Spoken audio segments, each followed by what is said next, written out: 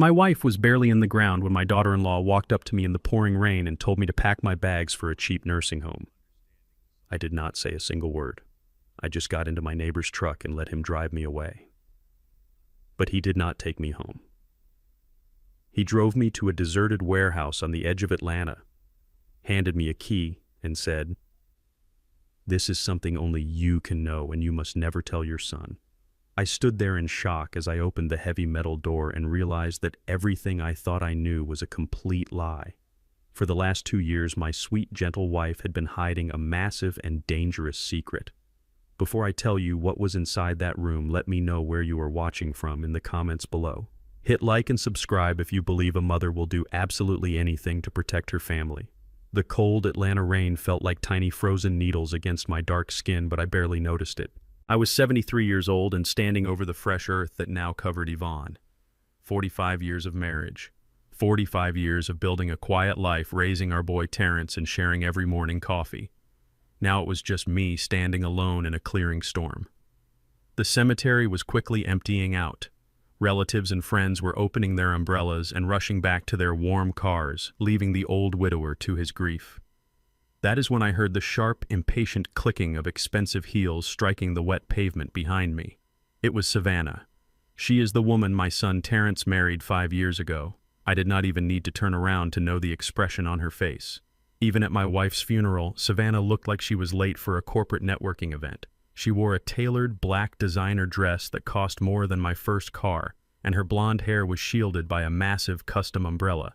She did not offer a comforting hand. She did not express any sorrow for the woman who had welcomed her into our family. She stopped beside me and let out a loud, irritated sigh.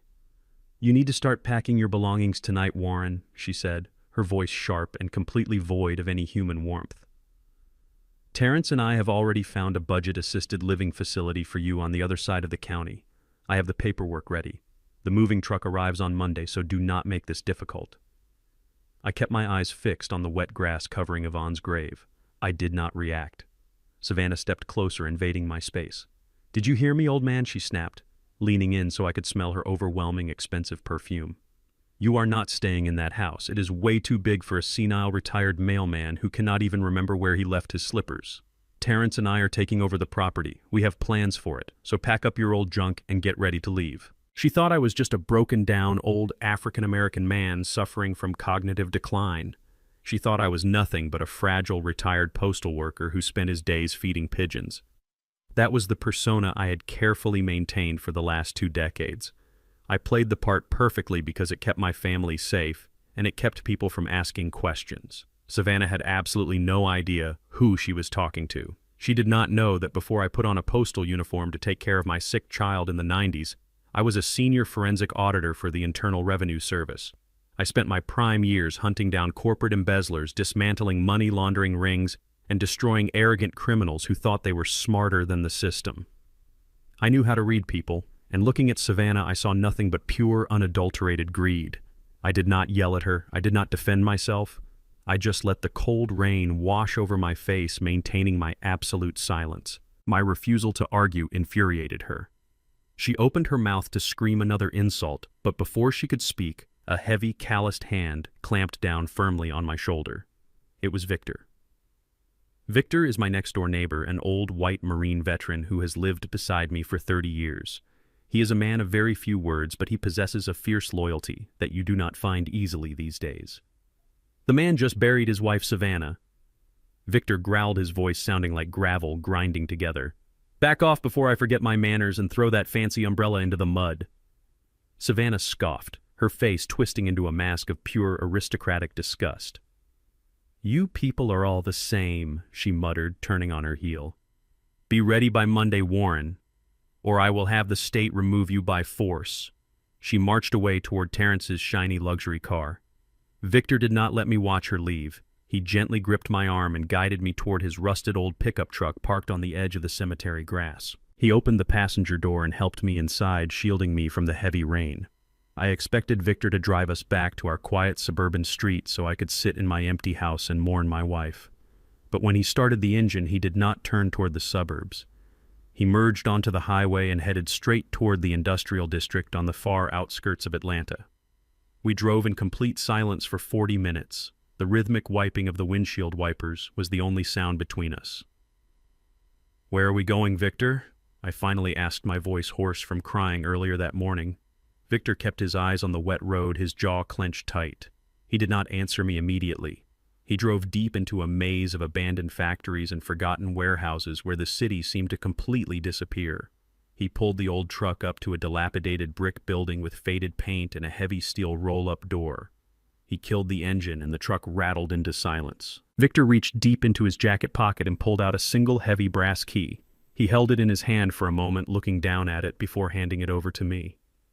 "Yvonne came to my house a month ago," Victor said, his voice incredibly heavy with emotion. "It was right after the doctors told her the cancer had spread to her brain. She was weak and she could barely walk, but her eyes were burning with a terrifying kind of fire.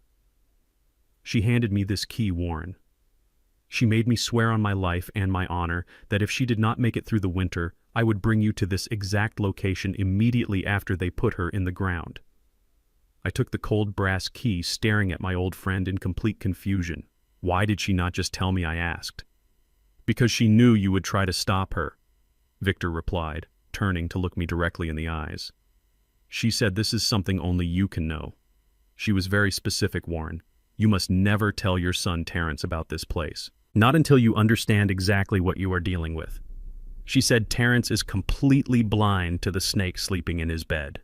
My heart began to pound heavily against my ribs. The old dormant instincts of the forensic investigator suddenly woke up screaming inside my head.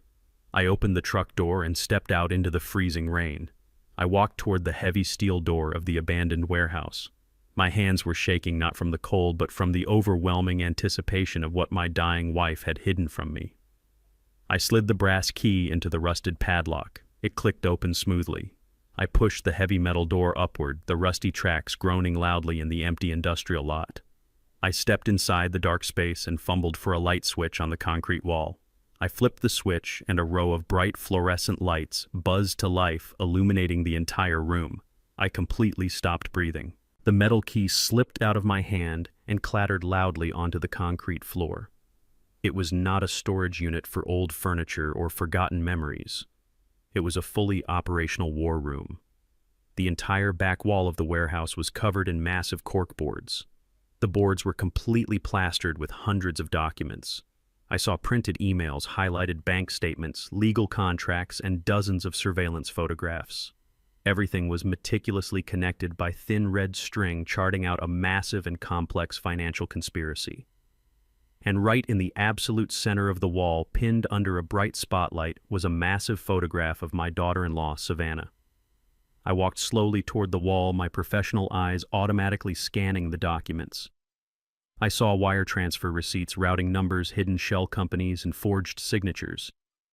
My sweet, gentle Yvonne, who spent her evenings baking pies and watching game shows, had not been quietly waiting to die. For the last 2 years, while the cancer slowly consumed her body, she had been systematically building a federal-level fraud case against her own daughter-in-law.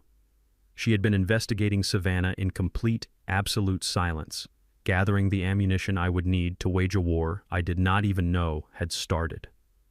I walked slowly toward the massive corkboard, my eyes scanning the hundreds of financial documents pinned against the cork. My wife Yvonne was a high school teacher. She spent her retirement baking peach cobbler and knitting blankets for our church.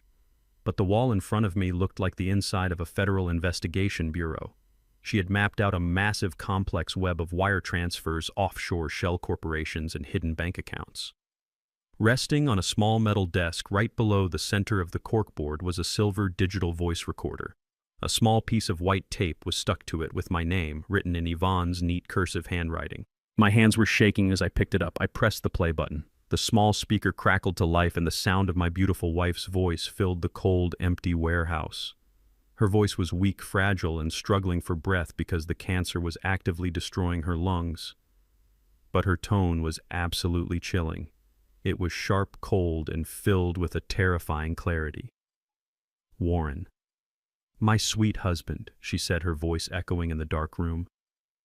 "If you are listening to this, it means I am gone, and you are standing in my war room. I am so sorry I kept this a secret from you for 2 years.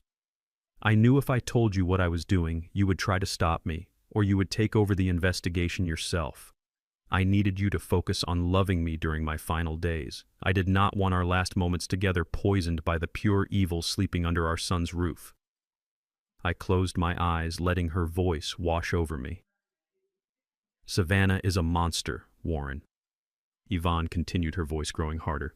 She is stabbing our boy in the back and bleeding him dry. You know Terrence has spent the last 5 years developing that revolutionary medical patent. He thinks Savannah has been helping him secure venture capital funding, but she is not helping him. She is systematically forging his signature and legally transferring the ownership of his life work into a dummy corporation. That corporation is secretly owned by her lover. She has been having an affair for over 2 years, Warren. They are planning to steal the patent and completely cut Terrence out of his own company. My heart slammed against my ribs. Terrence had poured his entire soul into that medical device. It was his dream, and this woman was plotting to rip it out of his hands and hand it over to another man. But that is not all, Yvonne said, coughing weakly into the microphone. Savannah knows we own our house outright. She knows the property value has tripled. She is planning to have you declared legally incompetent. She wants to throw you into a miserable state-run mental asylum to steal the house and liquidate our life savings. She thinks because you are old and quiet that you are completely defenseless. She thinks you are just a foolish, retired mailman. Yvonne paused and took a deep, rattling breath. Show her how wrong she is. Warren, my wife, whispered fiercely, her voice carrying a deadly command. Savannah thinks she is playing a game with a helpless old victim. Remind her who you really are. Dig up the monster you buried decades ago. Use what you do best, and absolutely destroy her. The recording ended with a soft click. The warehouse fell back into a heavy, suffocating silence. I stood there holding the small silver device, feeling a massive, dangerous shift deep inside my soul. Yvonne was right. Savannah and Terrence and everyone else in our neighborhood knew me as Warren, the friendly, retired postal worker. They saw an old man who walked with a slight limp, who spent his weekends planting tomatoes and listening to classic jazz on the porch. That was the identity I had worn for 25 years. But before I put on that blue postal uniform, I was something else entirely. In the 1990s, I was known in the halls of the federal government as the Bloodhound. I was a senior forensic auditor for the Internal Revenue Service. I possessed top-tier security clearance and an absolute lethal talent for tracking dirty money. I did not carry a gun. My weapon was a calculator and a keen eye for financial deception.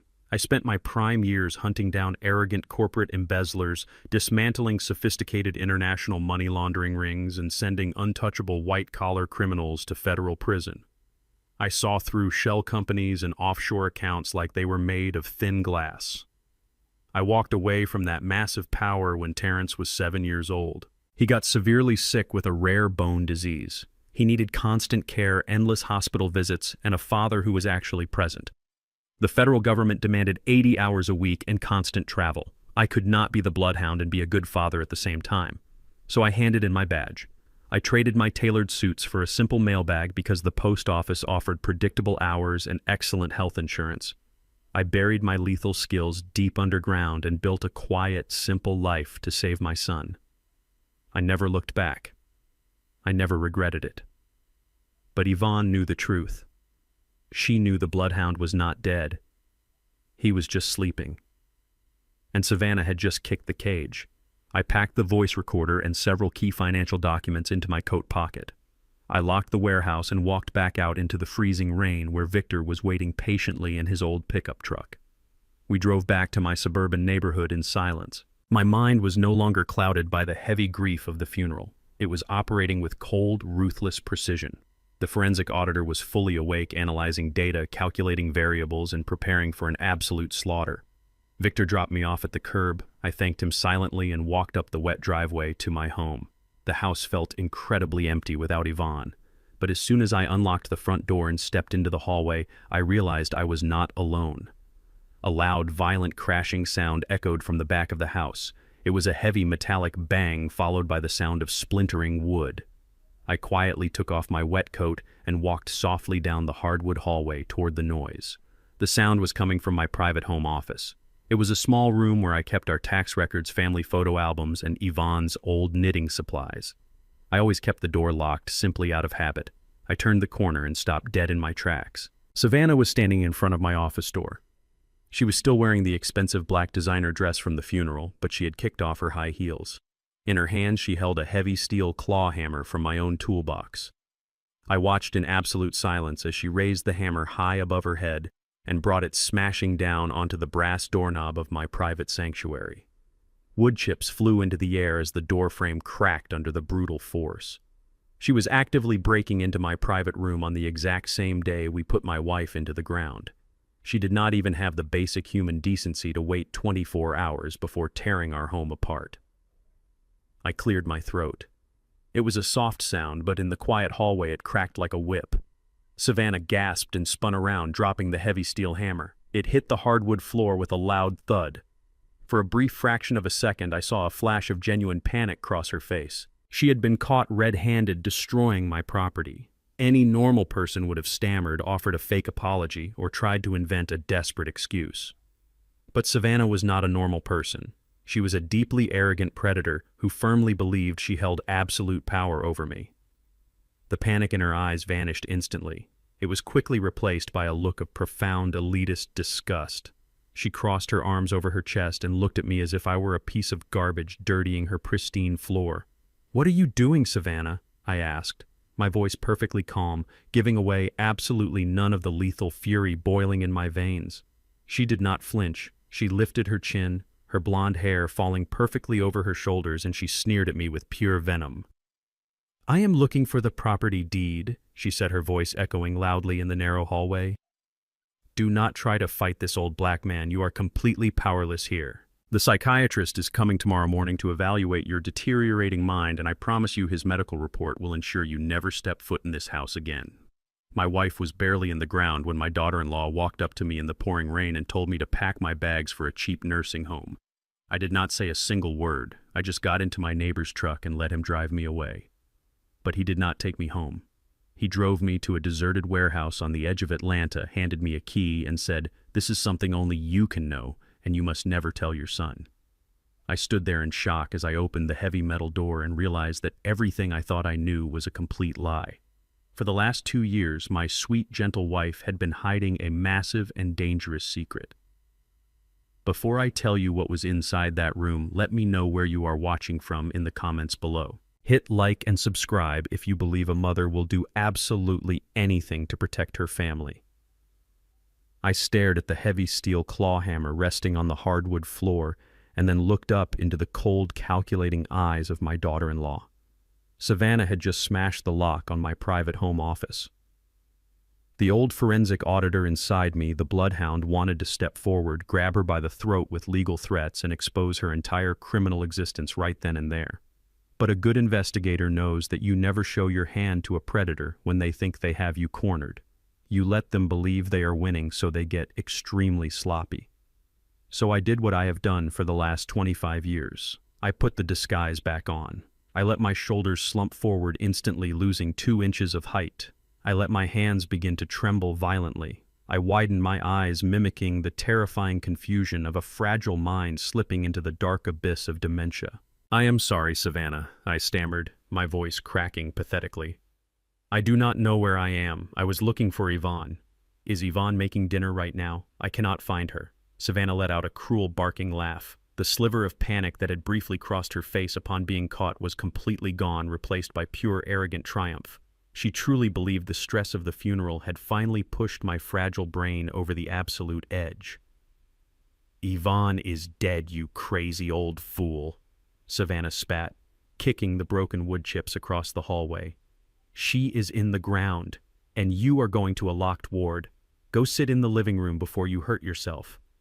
I shuffled away, dragging my feet heavily against the floor, playing the part of a broken man to absolute perfection. I sat on the floral sofa, staring blankly at the wall, waiting. I knew what was coming next. Savannah needed a sudden catalyst to accelerate her timeline, and she was about to manufacture one. 10 minutes later, the front door opened. It was my son, Terrence. He looked completely exhausted. His tie loosened, his eyes red and swollen from crying at his mother's grave. He barely had time to take off his wet coat before Savannah launched her spectacular performance. It was a masterclass in psychological manipulation. The moment she heard Terrence's heavy footsteps in the foyer, she let out a piercing, terrified scream. She threw herself onto the floor near the kitchen island, grabbing her chest and sobbing hysterically. Terrence rushed into the room, pure panic written all over his face. "Savannah, baby, what happened?" he yelled, dropping to his knees beside her. She buried her face in his shoulder, weeping with fake, uncontrollable terror. "It is your father, Terrence," she sobbed, pointing a trembling finger at me, sitting quietly on the sofa. "He completely lost his mind.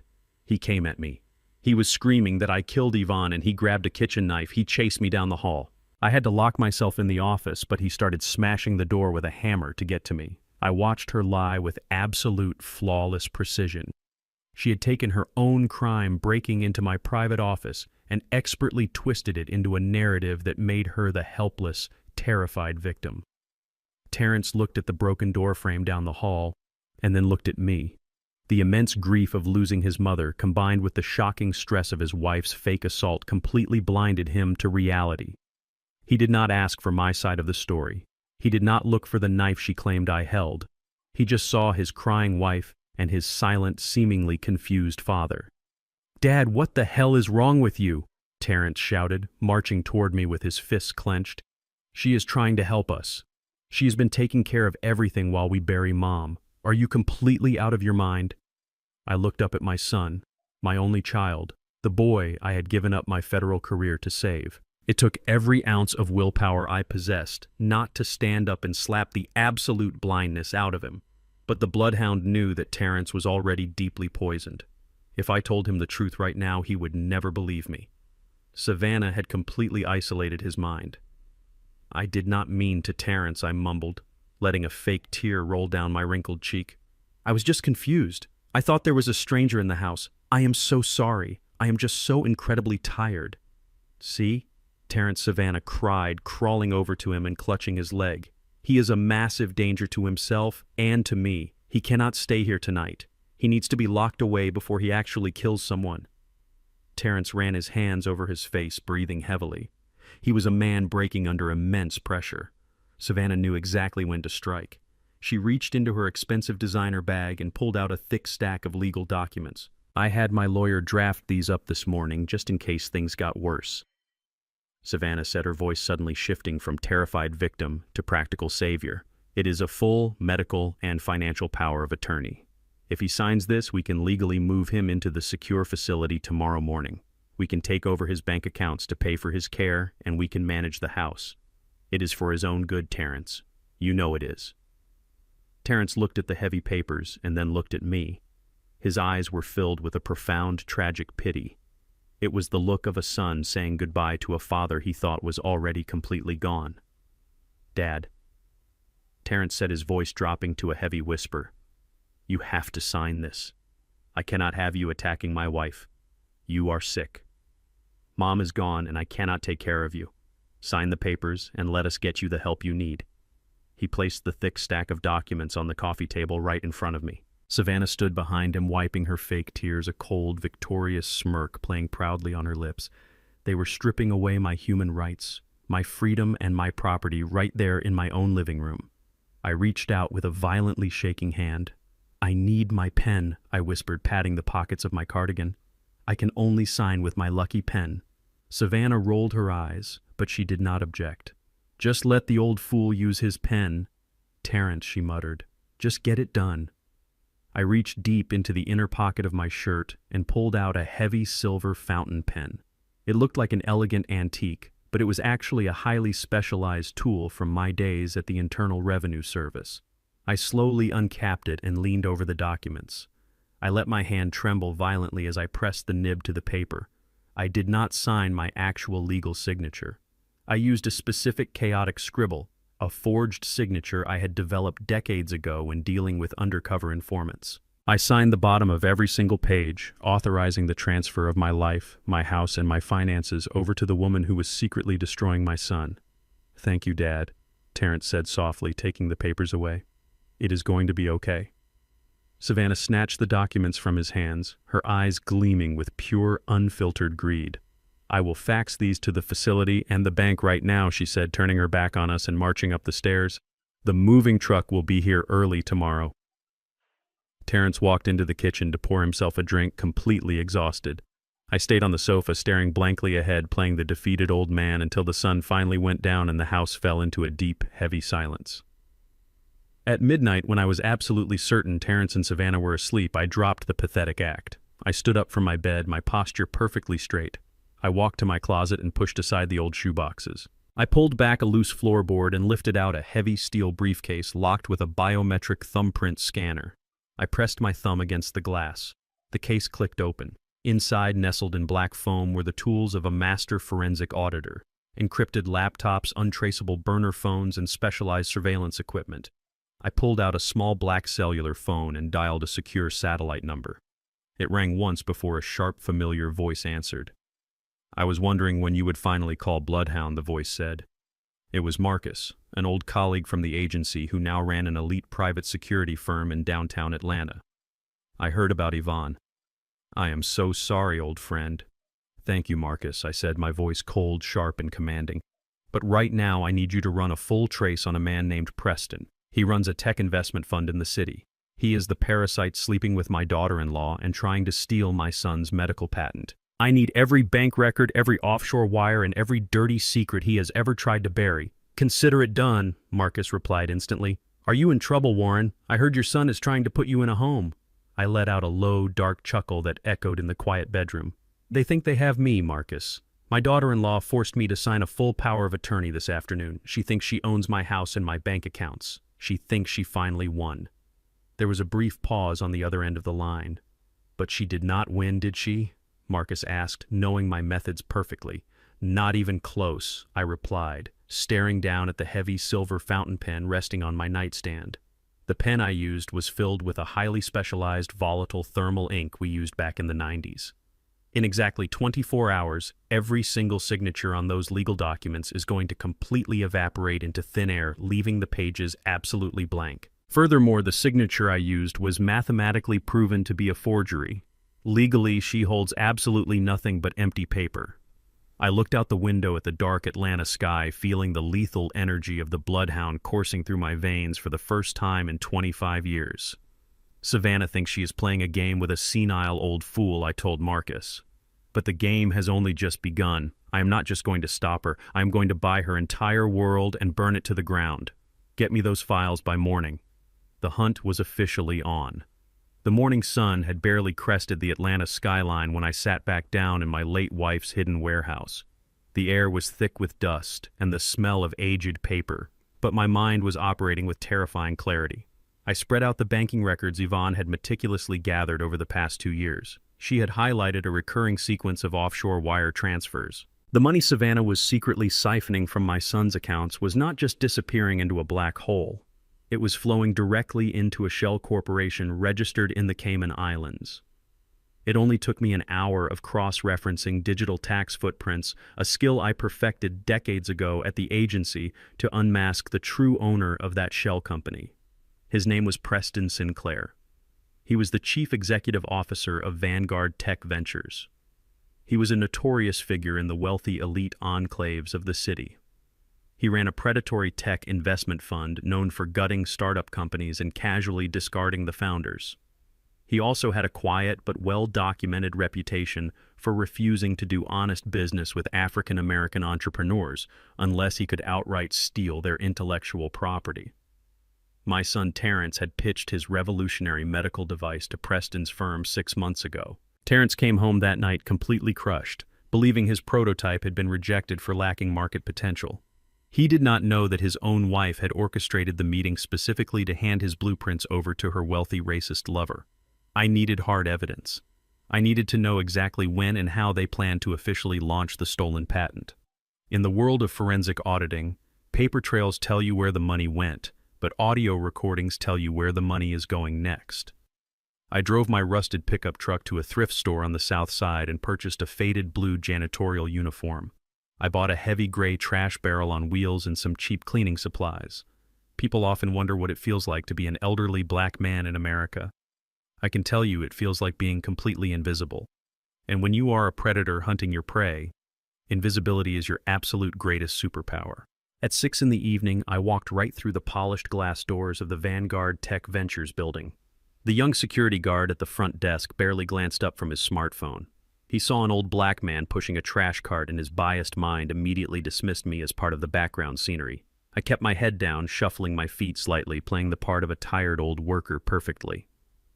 I took the service elevator up to the executive floor. The hallways were lined with expensive modern art and plush imported carpets. I made my way to the corner office belonging to the chief executive. The door was locked, but a simple bump key mechanism I kept in my pocket bypassed the heavy deadbolt in 3 seconds flat. The office was a monument to corporate arrogance. There was a massive mahogany desk, heavy leather chairs, and a panoramic view of the city my people helped build.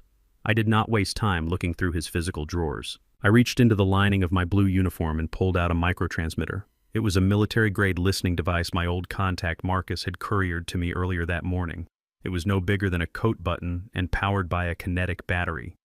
I slid my hand under the heavy mahogany desk, feeling for a small hollow space near the central wiring port. I firmly pressed the transmitter into the dark crevice where it would never be found by the cleaning staff or routine security sweeps.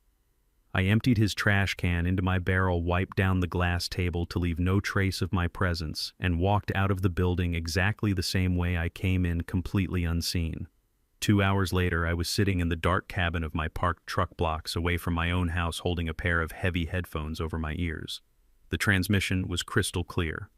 I listened as Preston Sinclair entered his office, pouring himself a glass of expensive bourbon. A few minutes later, another man entered the room. It was Preston's head of legal acquisitions. I sat in the dark, gripping the steering wheel as the lawyer confirmed that the final patents for the medical device had been successfully rebranded and transferred into their offshore holdings. Terrence's name had been completely erased from his own lifework.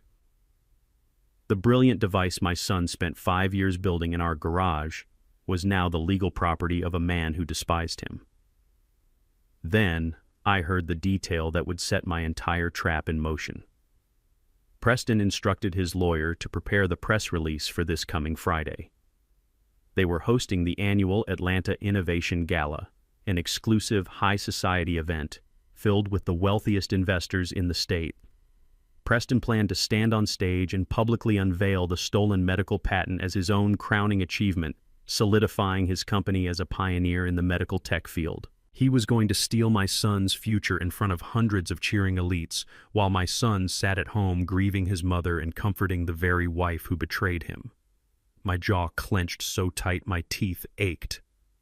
Friday. I only had 4 days to completely dismantle his empire and save my son. I was about to pull off my headphones and start the engine when I heard Preston's desk phone ring. He answered it on speaker. The voice that echoed through my headphones made my blood run absolutely freezing cold. It was Savannah.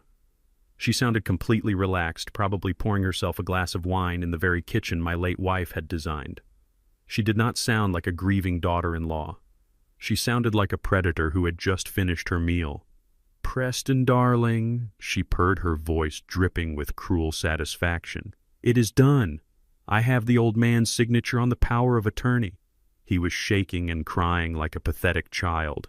It was almost too easy to break his mind. "Tomorrow morning I will throw him into the cheapest hospice facility I can find and drain his bank accounts dry. Terrence suspects absolutely nothing. I will see you at the gala on Friday, and we can finally celebrate our new life." I sat in the dark truck staring out at the quiet suburban street. She thought she had won. She thought the old man was defeated and broken. She thought she could erase my existence, steal my son's legacy, and walk away into a life of luxury with her wealthy lover. She had no idea that every single word she spoke was being recorded by the former senior forensic auditor of the federal government. Savannah and Preston thought they were playing a simple game of chess against a blind opponent. But the bloodhound was already tracking their scent, and by Friday night they would realize they had walked right into a slaughterhouse. The heavy oak front door of my house swung open without a single knock. It was exactly 9 in the morning. I was sitting in my faded armchair wrapped in a thick wool cardigan, staring blankly at the cold fireplace. Savannah marched into the living room, her expensive high heels clicking aggressively against the polished hardwood floor. She did not come alone. Right behind her was a short, balding white man wearing a cheap, wrinkled suit and carrying a thick leather clipboard. He had the greasy, restless eyes of a bottom-feeding scam artist.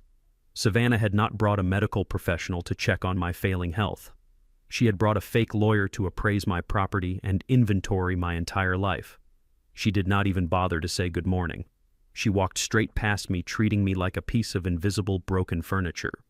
She pointed a perfectly manicured finger at the beautiful antique mahogany display cabinet standing in the corner of the room. That cabinet held my late wife Yvonne's most precious belongings. It held the delicate porcelain tea set she had carefully collected over 40 years, and the silver-framed photographs of our family history. "Write all this junk down." Savannah ordered the greasy man, her voice dripping with absolute elitist disgust. "Do not bother getting individual appraisals for the dishes or the old silver. It is all ghetto trash anyway. Just lump it together as an estate sale lot. We need this entire house completely emptied and sanitized by the end of the week so we can put it on the market." The balding man nodded eagerly, scribbling quickly on his clipboard. He walked over to Yvonne's beautiful cabinet and began tapping the glass with his pen, calculating how quickly he could liquidate my memories for a quick payout. I sat perfectly still, my hands trembling slightly in my lap, playing the role of the heavily medicated senior citizen to absolute perfection. Savannah looked down at me, a cold, victorious smirk playing on her lips. She thought she had completely conquered me. She thought the forged signature I gave her yesterday afternoon meant she possessed total supreme control over my existence. She honestly believed she was standing in a house that belonged entirely to her.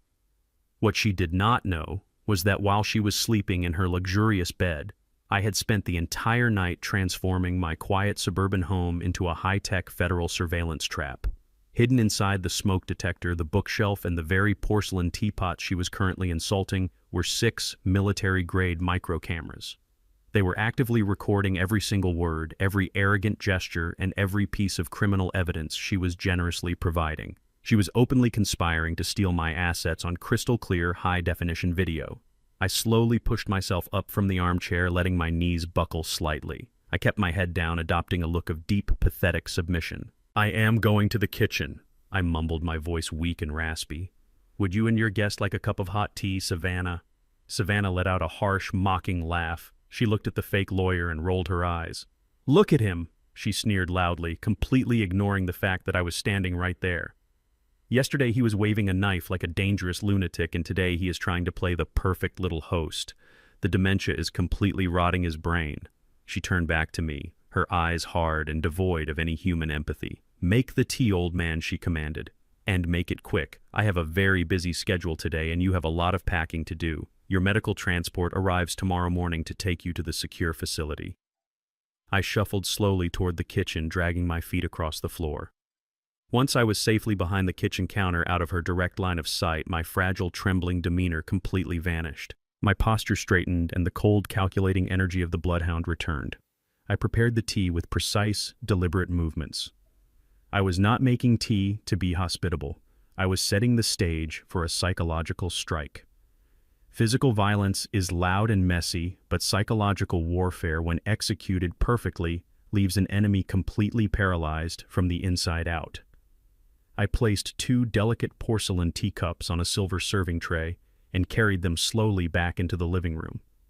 Savannah was standing by the large bay window, staring out at the front lawn, already planning the expensive landscaping she would do once I was securely locked away in a mental ward. The fake lawyer was busy tapping on the walls, checking the structural integrity of the home they were planning to steal. I approached Savannah, holding the silver tray with violently shaking hands. The porcelain cups rattled loudly against the metal. I stopped right next to her, allowing her to look down on me from her position of absolute arrogant power. She reached out and took a cup from the tray, taking a slow sip without ever saying thank you. She was completely relaxed, utterly confident in her total victory. I looked up at her, my eyes wide and cloudy, performing the role of the confused, helpless victim. Then, without changing my fragile posture or raising my weak, raspy voice, I dropped the absolute bomb. "Are you absolutely sure Preston is going to give you the 50% equity he promised you?" I asked, my tone completely casual, as if I were asking about the weather. The effect was absolutely instantaneous and spectacularly violent. Savannah froze. The delicate porcelain teacup stopped halfway to her mouth. Her breathing completely ceased. I watched the blood rapidly drain from her perfectly made-up face, leaving her skin a horrifying shade of pale gray. Her eyes widened to an unnatural size, staring at me in pure, unadulterated terror. The name Preston hit her like a physical bullet to the chest. Preston was her secret wealthy lover. Preston was the corrupt tech investor she was conspiring with to steal my son's medical patent. Preston was the man she had spoken to on her private phone, completely unaware that I had bugged his office. There was absolutely zero logical reason for an isolated, senile old man in the suburbs to know that specific name or the exact details of their highly illegal corporate equity agreement. Her mind completely short-circuited, trying to process the impossibility of my question. The teacup in her hand began to rattle uncontrollably, splashing hot tea over the rim and onto her expensive designer dress. She did not even notice the burning liquid. What she stammered, her voice, a high-pitched, breathless squeak. "What did you just say? Who told you that name?" She stepped closer to me, her arrogant composure entirely shattered. She was desperate, panicking, searching my cloudy eyes for any sign that the broken old man had suddenly transformed into a terrifying threat. The fake lawyer turned around, sensing the sudden massive spike in tension in the room. I looked at her panicked face and I flawlessly executed the pivot. I let my eyes wander aimlessly toward the ceiling. My jaw went slack and I let a confused, foolish smile spread across my wrinkled face. I tilted my head to the side, looking completely lost in a deep mental fog. "Preston," I mumbled, scratching the side of my head with a trembling hand. "Who is Preston?" "I think the neighbor's new dog is named Preston." "Yes, that is it. It is a very loud dog, Savannah. It barks all night long. It makes my head hurt terribly." I shuffled away from her, carrying the silver tray back toward the kitchen, muttering incoherent nonsense about stray dogs and loud noises. I left her standing perfectly still by the bay window, completely paralyzed by a massive wave of psychological terror. I had successfully planted the seed of absolute paranoia deep inside her treacherous mind. She could no longer trust her own reality. Did the senile old man just have a random, lucky moment of clarity? Did he overhear a private phone call while wandering the house? Or was someone else watching her? The doubt would eat away at her confidence like a highly corrosive acid. She would start questioning her secure phone lines. She would start doubting Preston's loyalty, wondering if he had leaked their secret agreement. Savannah was no longer a confident predator hunting a helpless victim. She was now a terrified, paranoid criminal constantly looking over her shoulder. The psychological torture had officially begun, and I was going to let her slowly tear her own mind apart before I delivered the final, lethal blow. As soon as Savannah and her greasy fake lawyer walked out the front door, I locked the heavy deadbolt and walked straight down the hallway to my hidden server room. The frail, shuffling old man vanished the second the door clicked shut behind me. I rolled up the sleeves of my thick wool cardigan and sat down in front of my glowing monitors. It was time to follow the money. Back in my days as a senior forensic auditor for the Internal Revenue Service, they taught us one fundamental truth. Criminals can lie with their mouths, they can forge legal documents, and they can manipulate human emotions, but the numbers never lie. Money always leaves a permanent digital footprint. And nobody in the entire federal government was better at tracking those footprints than the Bloodhound. Savannah thought she was a brilliant criminal mastermind, but in reality she was just a sloppy, arrogant amateur. She had connected her sleek silver laptop to my home wireless network, assuming I did not even know how to turn on a computer or manage a router. She thought I was just a senile, retired mailman. It took me exactly 7 minutes to bypass her basic security firewalls and gain complete administrative access to her hard drive. I sat in the dark room, my eyes scanning the endless rows of digital files, hidden folders, and financial spreadsheets she thought she had securely buried. I was operating with a cold, ruthless efficiency. I opened her private banking applications and started pulling the digital threads of her massive deception. What I found hidden in those encrypted folders made my blood run absolutely freezing cold. Savannah was not just planning to steal my son's revolutionary medical patent to hand over to her wealthy, racist lover, Preston. She was actively burying Terrence alive in a massive mountain of crippling debt to fund Preston's failing tech investments. I pulled up a series of high-interest predatory loan applications. Savannah had stolen Terrence's social security number, forged his digital signature, and taken out $200,000 in highly toxic business loans. She had deliberately leveraged his entire medical startup, securing the massive debt against the very laboratory equipment he used to build his prototypes. I leaned closer to the monitor and followed the wire transfers. Every single penny of that $200,000 was quickly funneled through a series of fake vendor invoices and deposited directly into the primary operating account of Vanguard Tech Ventures, Preston's company. She was using my son's stolen credit to keep her lover's arrogant empire afloat. It was a level of financial cruelty that disgusted even a hardened veteran investigator like me. She was bleeding my boy dry and setting him up to take the entire fall when the massive loans eventually defaulted and the bank came to collect. My deep concentration was suddenly shattered by the bright ringing of my cellular phone resting on the metal desk. It was a video call. The name flashing on the screen was Terrence. I took a slow, deep breath, letting the cold, analytical energy of the federal auditor fade into the background. I softened my eyes, slumped my shoulders slightly, bringing the fragile old man back to life, and answered the call. Dad, Terrence said, his voice cracking through the small speaker. The image on the screen broke my heart into a million tiny pieces. My brilliant, hard-working son looked completely devastated. He was sitting in his small commercial laboratory surrounded by half-finished medical devices and stacks of unpaid bills. He had dark, heavy circles under his exhausted eyes, and his shoulders were slumped in absolute total defeat. He looked like a man who had been completely beaten down by the world. "Hey there, my boy," I said, keeping my voice gentle and slightly raspy, playing the part of the supportive but ignorant old father.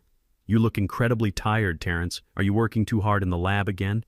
Terrence let out a dry, hollow laugh and rubbed his face with his hands.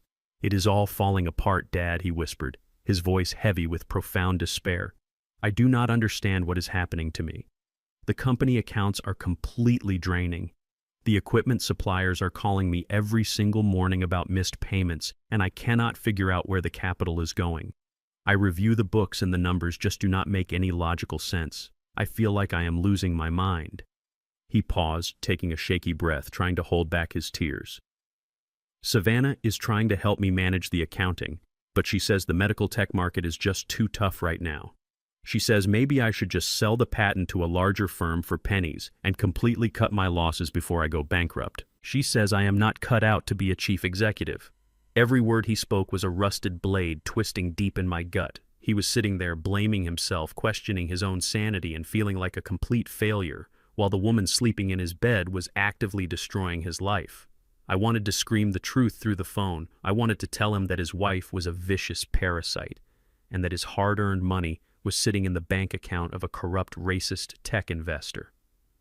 But the bloodhound knew that revealing the truth prematurely would ruin the entire operation. Terrence was too emotionally fragile right now. If I told him everything, he would immediately confront Savannah. She would panic, destroy the evidence, claim I was crazy, and disappear with the stolen cash, leaving Terrence with the massive debt and a broken heart. I needed to build an ironclad cage before I let them know they were trapped. I looked at my son's defeated face through the digital screen. "You are a brilliant man, Terrence," I told him, my voice thick with genuine emotion. "Do not let this temporary darkness convince you to give up your dream. You have worked entirely too hard for this. Your mother believed in you, and I believe in you. Just hold on a little bit longer. Give it until the end of the week. Promise me you will not sign away your company today." Terrence sighed heavily, looking at the floor before looking back up at me. "Okay, Dad," he murmured softly. "I will hold on until Friday. But I do not know how much more of this failure I can take. I love you, Dad." "I love you too, my son," I replied. I ended the video call and placed the phone gently on the metal desk. The sadness in my chest instantly vanished, entirely replaced by a lethal burning fury. Savannah and Preston thought they could treat my son like a disposable bank account. They thought they could steal his brilliant mind, drain his resources, and leave him bankrupt and broken while they celebrated their stolen success. They had made a fatal miscalculation. I was no longer just going to stop them from stealing my house. I was going to systematically dismantle Preston's entire corporate structure.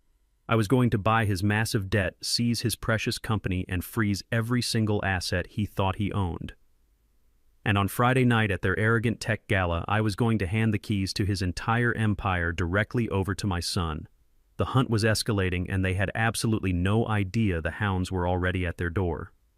The towering glass and steel structure of the First Atlanta Fidelity Bank loomed over the busy downtown streets like a massive monument to corporate greed and untouchable wealth. It was the premier investment bank in the city handling the private fortunes of the elite, including the corrupt tech funds managed by Preston Sinclair. I parked my old rusted sedan a few blocks away and walked slowly toward the grand entrance. I was dressed precisely for the part I needed to play. I wore a faded brown wool cardigan that had seen better days, a pair of worn corduroy trousers, and scuffed orthopedic walking shoes. I looked exactly like a fragile 73-year-old black man who had wandered far away from his quiet suburban porch. I pushed through the heavy revolving glass doors and stepped into a lobby that smelled of expensive imported coffee and rich mahogany. The air conditioning was freezing, contrasting sharply with the warm, humid Atlanta air outside. The lobby was filled with men in custom-tailored suits and women carrying designer briefcases. As I shuffled my feet across the pristine marble floor, the bustling noise of the room noticeably dropped. Wealthy clients and sharp young executives glanced at me with expressions ranging from mild confusion to outright elitist disgust. They saw a tired old man from the South Side and instantly decided I was a nuisance, a mistake, a piece of trash that had blown in through the front door. I walked directly to the massive marble reception desk. The young woman sitting behind the monitor wore a sharp blazer and a condescending smile. Before I could even open my mouth, she held up a perfectly manicured hand and spoke to me in the slow, exaggerated tone people use when they think they are talking to a confused child. "Excuse me, sir," she said, her voice dripping with fake professional sympathy. "I think you are in the wrong building. The retail branch where you can cash your Social Security check is 3 blocks down the street. This building is exclusively for corporate and high-net-worth investment clients." I did not raise my voice. I kept my shoulders slumped and my hands resting gently on the marble counter. "I am in the exact right building, miss," I replied, my voice a soft, raspy whisper. "I need to speak with the managing director of corporate acquisitions. I believe his name is Richard Croft." The receptionist let out a short, patronizing laugh. She shook her head and looked around for a security guard. "Sir, Mr. Croft only takes meetings with elite corporate partners. He does not handle personal banking. Please turn around and leave before I have to call someone to escort you outside." I reached into the pocket of my faded cardigan and pulled out a small, crumpled piece of paper. I slid it across the smooth marble. "Type that 9-digit routing number into your secure terminal, miss," I instructed gently. "And when your system flashes a red priority override, you are going to pick up your telephone and tell Mr. Croft that he has exactly 3 minutes to clear his entire schedule for me." She rolled her eyes, letting out a loud, annoyed sigh, but she tapped the numbers into her keyboard just to humor the crazy old man. I watched her face closely. In less than 2 seconds, the arrogant smile vanished entirely from her lips. The color drained from her cheeks, leaving her perfectly applied makeup looking like a pale mask. She stared at the computer screen, her mouth slightly open in pure shock. She did not say another word to me. She immediately picked up her phone, her hands trembling violently as she dialed the top floor. 5 minutes later, I was standing inside the sprawling penthouse office of Richard Croft. The room was breathtaking, featuring floor-to-ceiling windows that offered a panoramic view of the entire city. Croft was a man in his late 50s wearing a $3,000 Italian suit and a heavy gold watch. He was standing behind his massive oak desk, looking intensely irritated by my presence. He had been forced to cancel a golf game with a state senator, and he was clearly furious that the priority override belonged to a shabby old black man in a moth-eaten sweater. "Look, I do not know what kind of glitch you triggered in our system," Old Man Croft barked, leaning his knuckles aggressively against the desk. "But I am an incredibly busy man managing billions of dollars in corporate assets. State your business and get out of my office before I have you arrested for trespassing." I stood in the center of the plush carpet. For the first time all day, I dropped the pathetic disguise. I straightened my spine, instantly growing taller. I rolled my shoulders back, releasing the tension of the fragile persona. The weak trembling in my hands ceased entirely. When I looked into his eyes, the quiet, defeated old mailman was completely gone. The bloodhound was awake and staring right through him. "I am not here to waste your time, Richard," I said, my voice dropping into a deep, cold, and commanding baritone that echoed off the high ceiling. "I am here to buy a man, and I am here to save you from spending the rest of your miserable life in a federal penitentiary." Croft frowned, his irritation suddenly faltering against the sheer, unyielding weight of my newly revealed presence. He opened his mouth to shout for his security team, but I was already moving. I reached deep into the inner pocket of my cardigan and pulled out a solid black polycarbonate credentials case. I flipped it open and tossed it heavily onto his pristine oak desk. The heavy brass shield gleamed in the sunlight. It bore the terrifying official seal of the United States Department of the Treasury. Next to the shield was my identification card stamped with a bright red clearance code. Internal Revenue Service, Level 8, Senior Forensic Consultant. Croft looked down at the badge and his arrogant world completely shattered. A Level 8 clearance is not a standard tax auditor. It is the absolute highest civilian authority in the federal financial sector. It is a ghost clearance given only to the elite investigators who hunt down global money laundering syndicates. A Level 8 agent has the supreme legal authority to freeze an entire banking institution with a single phone call without needing a judge's signature. Croft's breathing hitched loudly in his throat. He stumbled backward, landing heavily in his expensive leather chair. He looked at the badge and then up at me, his eyes wide with absolute paralyzing terror.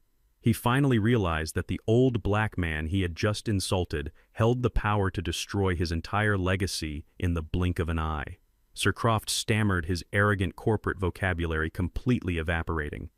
I had absolutely no idea. What is the Treasury Department investigating here?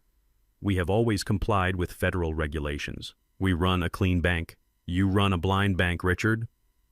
I corrected him, sharply pulling a thick stack of documents from my coat and slamming it down next to my badge. Preston Sinclair and his firm, Vanguard Tech Ventures, have been funneling hundreds of thousands of dollars in stolen fraudulent funds directly through your commercial accounts for the last 2 years.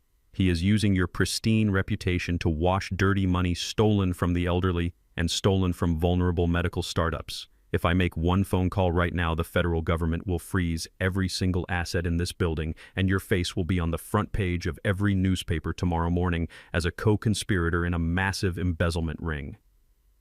Croft was sweating profusely now. Thick beads of moisture gathered on his forehead and rolled down his pale cheeks. He raised his shaking hands defensively. "Please, sir," he begged, his voice cracking with desperation. "Please do not call Washington. I swear to you, I knew nothing about Preston's illegal activities. We will cooperate fully. Tell me exactly what you need me to do to make this go away." I leaned forward, planting my calloused hands firmly on his desk, getting right into his terrified face. "I am going to give you a way out, Richard," I said, my voice a lethal whisper. "You are going to log into your main terminal right now and place a permanent silent federal hold on every single account belonging to Preston Sinclair. He will not be able to withdraw a single penny, and you will not alert him to this hold under any circumstances." "Done!" Croft gasped frantically, tapping his computer keyboard. "It is done. The accounts are frozen." "What else?" I looked at the terrified banker. "Preston heavily leveraged his own company to secure massive business loans from your bank," I explained. "He currently owes you $5 million. He is planning to use a stolen medical patent this Friday to secure new funding to pay you back. I am not going to let that happen." I reached into my pocket one last time and pulled out a certified banking draft. It represented the culmination of 45 years of quiet, disciplined saving by me and my late wife Yvonne. We never bought luxury cars or fancy vacations. We invested, we saved, and we compounded our hidden wealth. It was our secret fortress. I dropped the draft onto the desk. $8 million, I stated coldly. "I am buying the entirety of Preston Sinclair's corporate debt right now. I am purchasing his loans directly from your bank at a premium.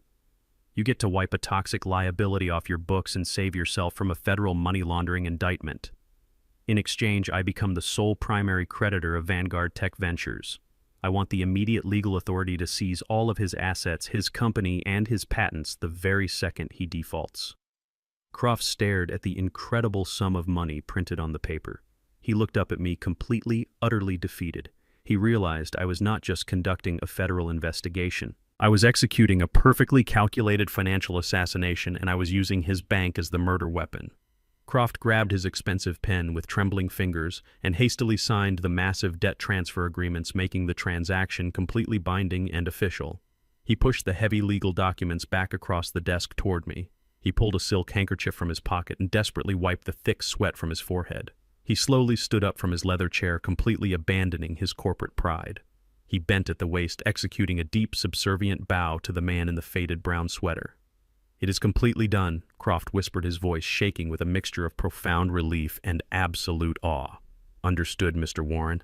Preston currently works for you without even knowing it."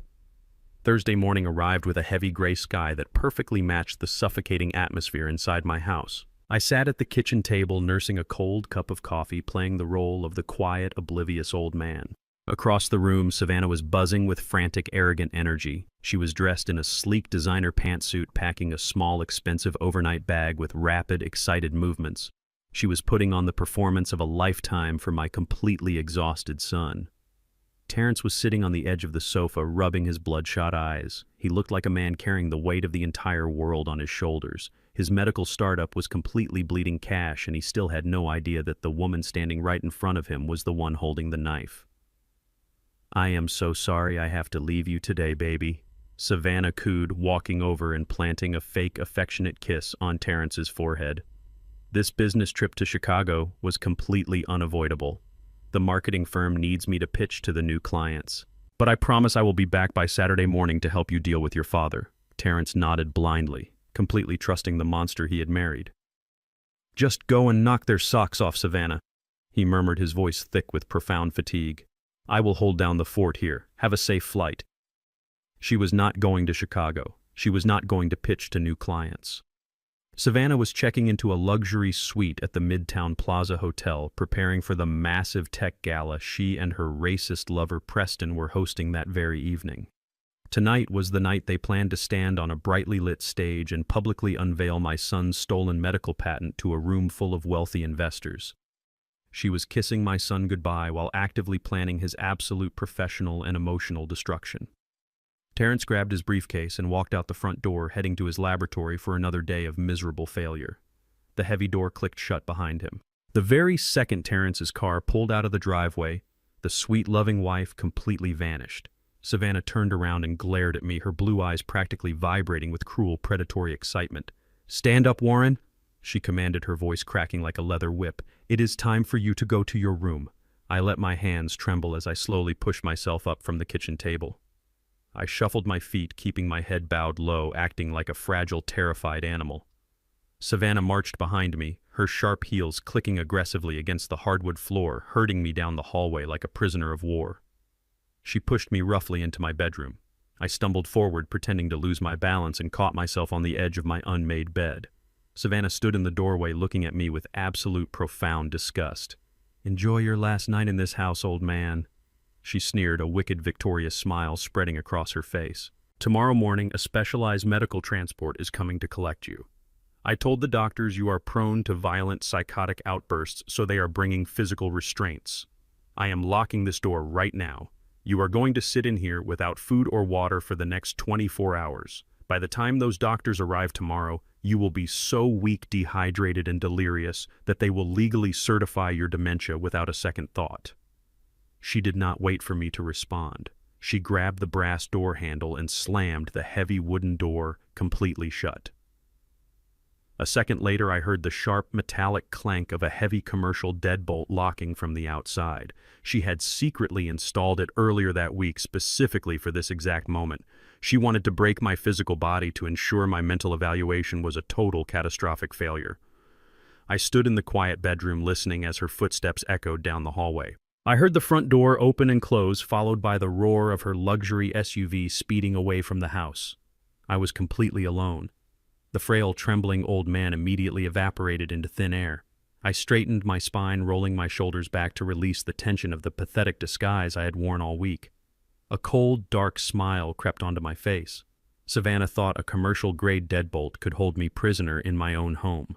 She thought she had successfully neutralized a retired mailman.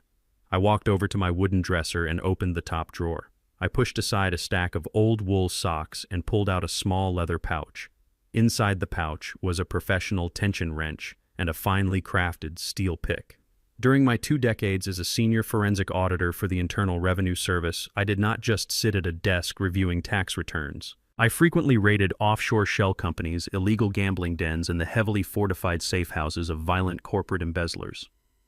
I knew how to breach physical security just as easily as I breached digital firewalls. I walked up to the locked bedroom door and slid the tension wrench into the bottom of the keyhole, applying a very light pressure. I slipped the steel pick inside and gently felt for the mechanical pins. 1, 2, 3, 4. I manipulated the internal tumblers with absolute fluid precision. It took exactly 12 seconds. With a soft, satisfying click, the heavy deadbolt rotated and snapped open. I turned the brass handle and the door swung wide open. I was free. But I was not going to run away. I was going to get ready for a party. I walked over to my deep walk-in closet and reached all the way to the very back. Hidden behind my old postal uniforms and my gardening clothes was a heavy, dust-proof garment bag that had not been opened in over 20 years. I unzipped the thick plastic cover, carefully exposing the dark fabric inside. It was a custom-tailored charcoal pinstripe suit. I had this suit handcrafted in London during an international money laundering investigation back in 1998. It was made from the finest lightweight wool cut with sharp, aggressive lines designed to project absolute, uncompromising authority. It was the armor of the bloodhound. I stripped off my faded cardigan and my worn corduroy trousers. I put on a crisp white dress shirt, fastening the pearl buttons with steady, confident hands. I stepped into the charcoal trousers and slipped the heavy, tailored jacket over my shoulders. It still fit me perfectly. I stood in front of the full-length mirror and tied a dark crimson silk tie, adjusting the knot tight against my collar. I looked at my reflection. The 73-year-old black man staring back at me did not look like a helpless victim waiting for a psychiatric ambulance. He looked like a highly lethal federal executioner. The suit brought back a surge of cold, calculating energy that made my blood run hot. Savannah and Preston thought they were hosting a victory gala for the wealthy elite of Atlanta. They were about to find out that the supreme predator had just entered their pristine hunting ground. I turned away from the mirror and walked over to the hidden biometric safe under my floorboards. The green light flashed as it scanned my thumbprint, and the heavy steel door popped open.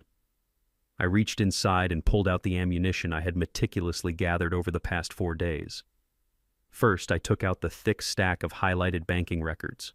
These documents proved beyond a shadow of a doubt that Preston Sinclair's company was completely bankrupt, and that I was now the sole legal owner of his massive corporate debt. Second, I pulled out the glossy high-definition photographs my private investigator had captured. Beautiful, crystal-clear images of Savannah and Preston holding hands, entering hotel rooms, and laughing together while my son was working himself into an early grave. And finally, I pulled out the crown jewel of my entire operation. It was a single sheet of heavy stationery bearing the official seal of the United States Federal Bureau of Investigation. Marcus, my old colleague at the agency, had pulled a massive favor with the Cyber Crimes Division. When he handed over my evidence of Preston's money laundering and Savannah's corporate identity theft, a federal judge did not hesitate. The paper in my hand was a fully authorized active federal arrest warrant for both Preston Sinclair and Savannah Vance. I walked over to my desk and picked up a large, dark brown manila envelope. The kind of plain, unremarkable envelope a retired mailman might carry on a routine delivery. I opened the metal clasp at the top. I folded the banking records and slid them inside. I took the glossy photographs of the illicit affair and dropped them in right behind the financial ruin. Finally, I folded the federal arrest warrant, making sure the bright red signature of the federal judge was the very first thing they would see, and slipped it into the absolute center of the package. I sealed the envelope tight, holding it in my hands. It was not thick, and it did not weigh very much, but it was a fully loaded weapon possessing enough destructive power to obliterate their entire arrogant existence. I checked my gold wristwatch. It was 6 o'clock in the evening. The Atlanta Innovation Gala was just beginning to fill with the wealthiest corporate elites in the city. Savannah and Preston were probably standing by the open bar drinking vintage champagne, smiling and accepting early congratulations for the brilliant medical patent they had violently stolen from my family. I tucked the dark brown envelope under my arm and walked out of the bedroom, leaving the broken lock behind me. I walked through the quiet house, stepping out into the cool evening air, and climbed into my rusted old sedan. It was time to go to a party. It was time to teach the elite exactly what happens when you mistake a sleeping lion for a week-old dog. The Atlanta Innovation Gala was held at the most exclusive luxury hotel in the heart of the downtown financial district. It was a massive, sprawling venue reserved only for the highest echelons of corporate power. Valets in crisp white shirts rushed to open the heavy doors of imported sports cars and stretched limousines guiding the wealthy guests toward the red carpet. I did not drive my rusted suburban sedan to the front door. I took a standard city cab, stepping out onto the wet pavement just a few yards away from the velvet ropes. The crisp evening air felt electric against my skin. I adjusted the lapels of my charcoal pinstripe suit, the armor I had not worn in over 2 decades, and walked right past the line of waiting billionaires with the supreme confidence of a man who owned the very ground they stood on. I pushed open the heavy brass double doors and stepped into the grand ballroom. The sheer opulence of the room was designed to intimidate. Massive crystal chandeliers hung from the vaulted ceilings, casting a brilliant golden light over the sea of wealthy guests. Waiters glided silently across the polished marble floors, carrying silver trays of vintage champagne and delicate appetizers. But the most prominent feature in the room was a giant digital banner projecting across the back wall. It read, "Vanguard Tech Ventures, the future of medical innovation." Directly beneath that banner, resting on a lighted pedestal, was a sleek glass display case holding the prototype of the revolutionary medical device my son Terrence had spent 5 agonizing years building in our garage. They were actively celebrating the theft of my son's life work. They were preparing to publicly claim his absolute genius as their own. The room was packed tightly with the elite class of Atlanta. Venture capitalists, powerful politicians, and arrogant corporate titans mingled and laughed. It was a sea of wealthy white privilege. They were sipping expensive champagne and exchanging fake pleasantries, completely unaware that they were currently celebrating a massive federal crime. And then I stepped fully into the light. Even in my immaculate, custom-tailored suit, I stood out like a blaring warning siren. I was a 73-year-old African-American man stepping uninvited into a highly guarded sanctuary built on generational wealth and systemic exclusion. The gentle hum of the classical string quartet continued to play from the corner, but the arrogant conversations nearest to the grand entrance suddenly died down. Eyes turned toward me. I felt their heavy, judgmental stares scanning my face, my skin, and my completely unapologetic presence. They did not see a retired federal investigator capable of destroying their financial portfolios. They saw a glaring anomaly. They saw an old black man who must have surely wandered past the security desk by mistake. The subtle whispers of prejudice rippled through the crowd. I did not shrink under their heavy gazes. I did not lower my head. I walked forward with the slow, deliberate, and utterly terrifying stride of an apex predator returning to his natural hunting ground. I scanned the massive room, searching for my targets. Right in the absolute center, standing on a slightly elevated platform, were the 2 people I had come to utterly destroy. Preston Sinclair. The corrupt chief executive was wearing a sharp velvet tuxedo, holding a crystal glass of expensive bourbon and laughing loudly at a joke made by a city senator. Standing right beside him, holding his arm with zero shame, was my treacherous daughter-in-law, Savannah. She was wearing a stunning backless silver evening gown dripping in heavy diamonds that were undeniably purchased with the money she had violently stolen from my son. They were holding court, receiving early congratulations for the brilliant medical project they were about to publicly unveil. Savannah turned her head to grab another glass of champagne from a passing waiter. As she turned, her eyes swept casually across the ballroom floor. Her gaze locked directly onto mine. I stopped walking and simply stood there 20 feet away, holding the heavy, dark brown manila envelope firmly in my right hand. The bright, triumphant smile on her perfectly made-up face instantly shattered into a million jagged pieces. Her eyes widened in absolute shock and pure, unadulterated panic. Her brain simply could not comprehend what she was looking at. In her twisted and cruel reality, I was supposed to be securely locked inside my dark bedroom, starving, severely dehydrated, and descending into total mental madness, waiting for a psychiatric ambulance to carry me away at dawn. Yet here I was, standing tall, powerful, and impeccably dressed, infiltrating her perfect night of stolen glory. The panic quickly morphed into a furious, violent rage. She whispered something urgently to Preston, dropped his arm, and marched aggressively through the wealthy crowd toward me. Her silver dress flowed behind her like a toxic storm cloud. She stopped just inches from my face, completely ignoring the curious, disgusted stares of the wealthy investors standing nearby. She kept her voice to a harsh, venomous whisper, desperately trying to avoid making a public scene, but her body was literally shaking with fury. "What in the hell are you doing here?" she hissed, her blue eyes flashing with pure, unfiltered hatred. How did you get out of that locked room? Who let this savage old man inside this building? You are supposed to be locked away, you crazy senile fool. You are ruining everything." I did not answer her. I just looked down at her with a calm, empty expression, letting her toxic anger boil over. My total silence infuriated her even more. She looked around frantically, her chest heaving, ready to signal for the hotel security team. "You are completely out of your mind," Savannah spat, leaning closer so I could smell the sweet vintage champagne on her breath. "You are a pathetic, broken old man, and you are ruining the most important night of my entire life.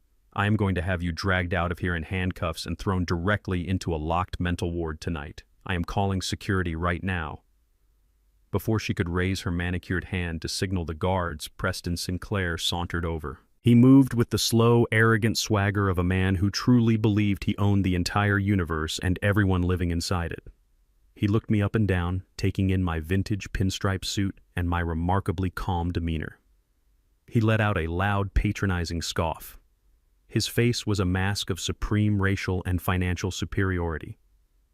"Is this the pathetic father-in-law you were telling me about, Savannah, Preston?"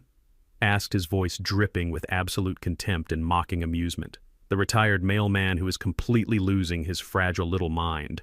Savannah nodded, her hands clenched into tight fists. "Yes, he somehow broke out of the house. He is completely unhinged and dangerous, Preston. We need to get him out of here right now before he starts screaming and ruins the entire presentation for the investors." Preston took a slow, confident sip of his bourbon and smiled a cold, cruel smile. He patted Savannah gently on the bare back, an arrogant gesture of control. "Relax, my dear," Preston murmured confidently, completely underestimating the lethal threat standing right in front of him. "I know exactly how to handle people like him. Do not cause a scene in front of the board members." He turned his arrogant gaze back to me, gesturing dismissively toward a set of heavy wooden double doors tucked away in a dark, quiet corner of the ballroom. "Let us step into the private service hallway," old man Preston commanded, treating me like a disobedient stray dog that needed to be put down. "We are going to take a nice quiet walk to the back door. I will handle this savage old man myself, and you are going to leave my property before I have you physically crushed into the pavement." I looked at Preston Sinclair, taking in his expensive velvet tuxedo and his unearned absolute arrogance. Then I looked down at the heavy brown envelope resting in my hand containing his complete and utter devastation. I let a slow, dark smile spread across my face. I gave him a small, polite nod. "Lead the way," I replied, my voice low, smooth, and dangerously calm. I followed them away from the bright lights and the classical music, stepping into the quiet shadows of the service corridor, completely ready to burn their entire arrogant world to ashes. The heavy wooden double doors swung shut behind us, completely cutting off the elegant classical music and the loud, obnoxious laughter of the wealthy elite. The service corridor was stark and cold, illuminated by harsh fluorescent lights that buzzed faintly overhead. It was a massive visual contrast to the golden opulence of the grand ballroom we had just left. This was the hidden underbelly of the luxury hotel, a place meant for the invisible workers, the maintenance staff, and the discarded trash. It was the absolute perfect setting for the execution I was about to perform. Preston Sinclair leaned casually against the cold concrete wall, sliding his hands deep into the pockets of his expensive velvet tuxedo. He looked at me with a mixture of profound boredom and intense racial disgust. He clearly thought he was just humoring a crazy old man, giving his mistress a quiet, private moment to discipline her pathetic father-in-law out of sight from the wealthy investors. He had absolutely no idea that he was standing inside his own tomb. Savannah did not waste a single second. The moment the heavy doors sealed us off from the public, her carefully constructed mask of the elegant, supportive partner completely evaporated. Her beautiful face contorted into a mask of pure, unadulterated rage. She marched toward me, her expensive silver high heels echoing sharply on the bare concrete floor.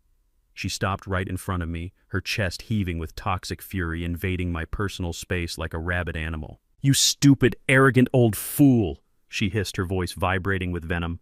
"How dare you humiliate me tonight? How did you get out of that house?" I stood perfectly still, my hands resting calmly at my sides. I looked at her with the cold, calculating eyes of the bloodhound. I did not offer her an explanation. I did not cower or tremble like the fragile, retired mailman she thought I was.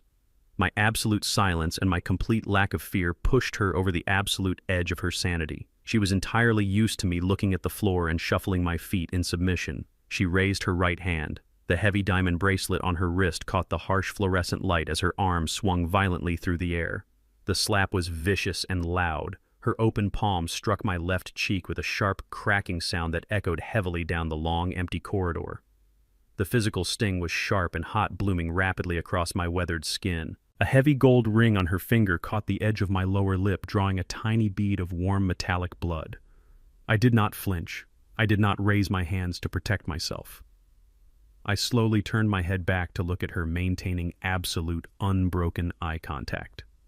Decades ago, I had stared down violent cartel accountants, armed money launderers, and desperate men facing life in prison.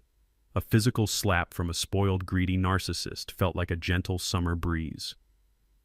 Preston let out a low, cruel chuckle from the dark corner of the hallway. "Put him in his proper place, Savannah," he murmured, taking a slow sip of his expensive bourbon. "Show the old dog exactly who owns him." Savannah was breathing heavily, staring at me with wild, furious eyes.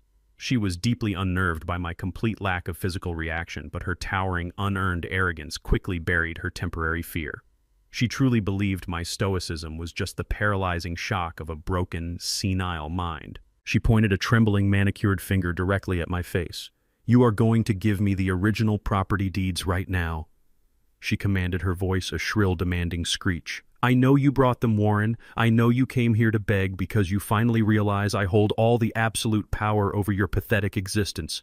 Give me the original power of attorney documents and the deed to your slum of a house. Hand them over and crawl back to your pathetic little rat hole before I have Preston break your legs and throw you in the river." She held out her hand, palm up, completely expecting me to surrender my entire life to her. She desperately wanted the absolute legal control she thought she had earned by manipulating my exhausted son. She wanted the final piece of the puzzle that would allow her to throw me into a miserable, locked medical facility and liquidate my family home for pure profit. I looked at her open, greedy hand. Then I looked at the dark brown manila envelope resting quietly in my own grip. It was time.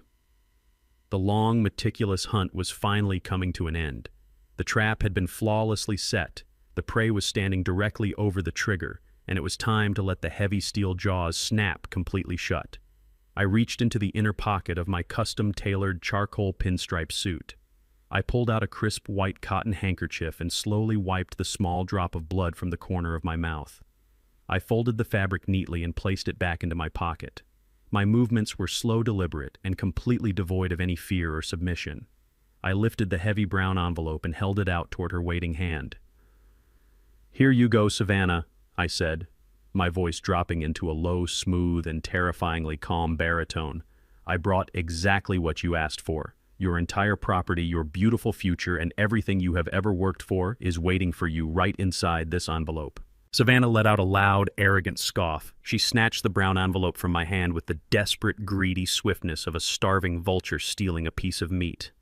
A smug, victorious smile instantly returned to her perfectly made-up face. She looked over her shoulder at Preston, holding the cheap envelope up in the air like a massive golden trophy. "You see, Preston," she gloated, her voice dripping with toxic triumph. "I told you he was just a weak, pathetic old coward. All you have to do is show these people a little bit of force and they fold like cheap paper. He actually brought the deeds. He is finally surrendering to us." Preston smirked, swirling the amber liquid in his crystal glass. "Good girl," he praised her, completely oblivious to the massive storm currently hovering directly over his head. "Now check the signatures and let us get back to the party. The wealthy investors are waiting for the big reveal." Savannah turned her full attention back to the brown envelope. She gripped the metal clasp at the top and aggressively ripped the seal open. The sound of the thick paper tearing echoed loudly in the quiet service hallway. It was a sharp, violent noise, the sound of a curtain rising on a beautiful, devastating tragedy. She slid her long, manicured fingers deep inside the opening. She was entirely expecting to feel the familiar texture of standard real estate contracts or the heavy stock of a certified property deed. She was anticipating the final legal document that would fund her lavish lifestyle and secure her complete escape from my son Terrence. She pinched the thick stack of folded documents and eagerly pulled them out into the harsh fluorescent light. I watched her face with intense clinical fascination. It happened in absolute slow motion. Her blue eyes eagerly scanned the top of the very first page, expecting to see the logo of a local property lawyer or the stamp of a county clerk. Instead, her arrogant, victorious eyes locked onto the heavy, terrifying official seal of the United States federal government. The smug, superior smile that had been plastered across her face did not just fade away. It instantly froze and shattered as if her entire skull had been submerged in liquid nitrogen.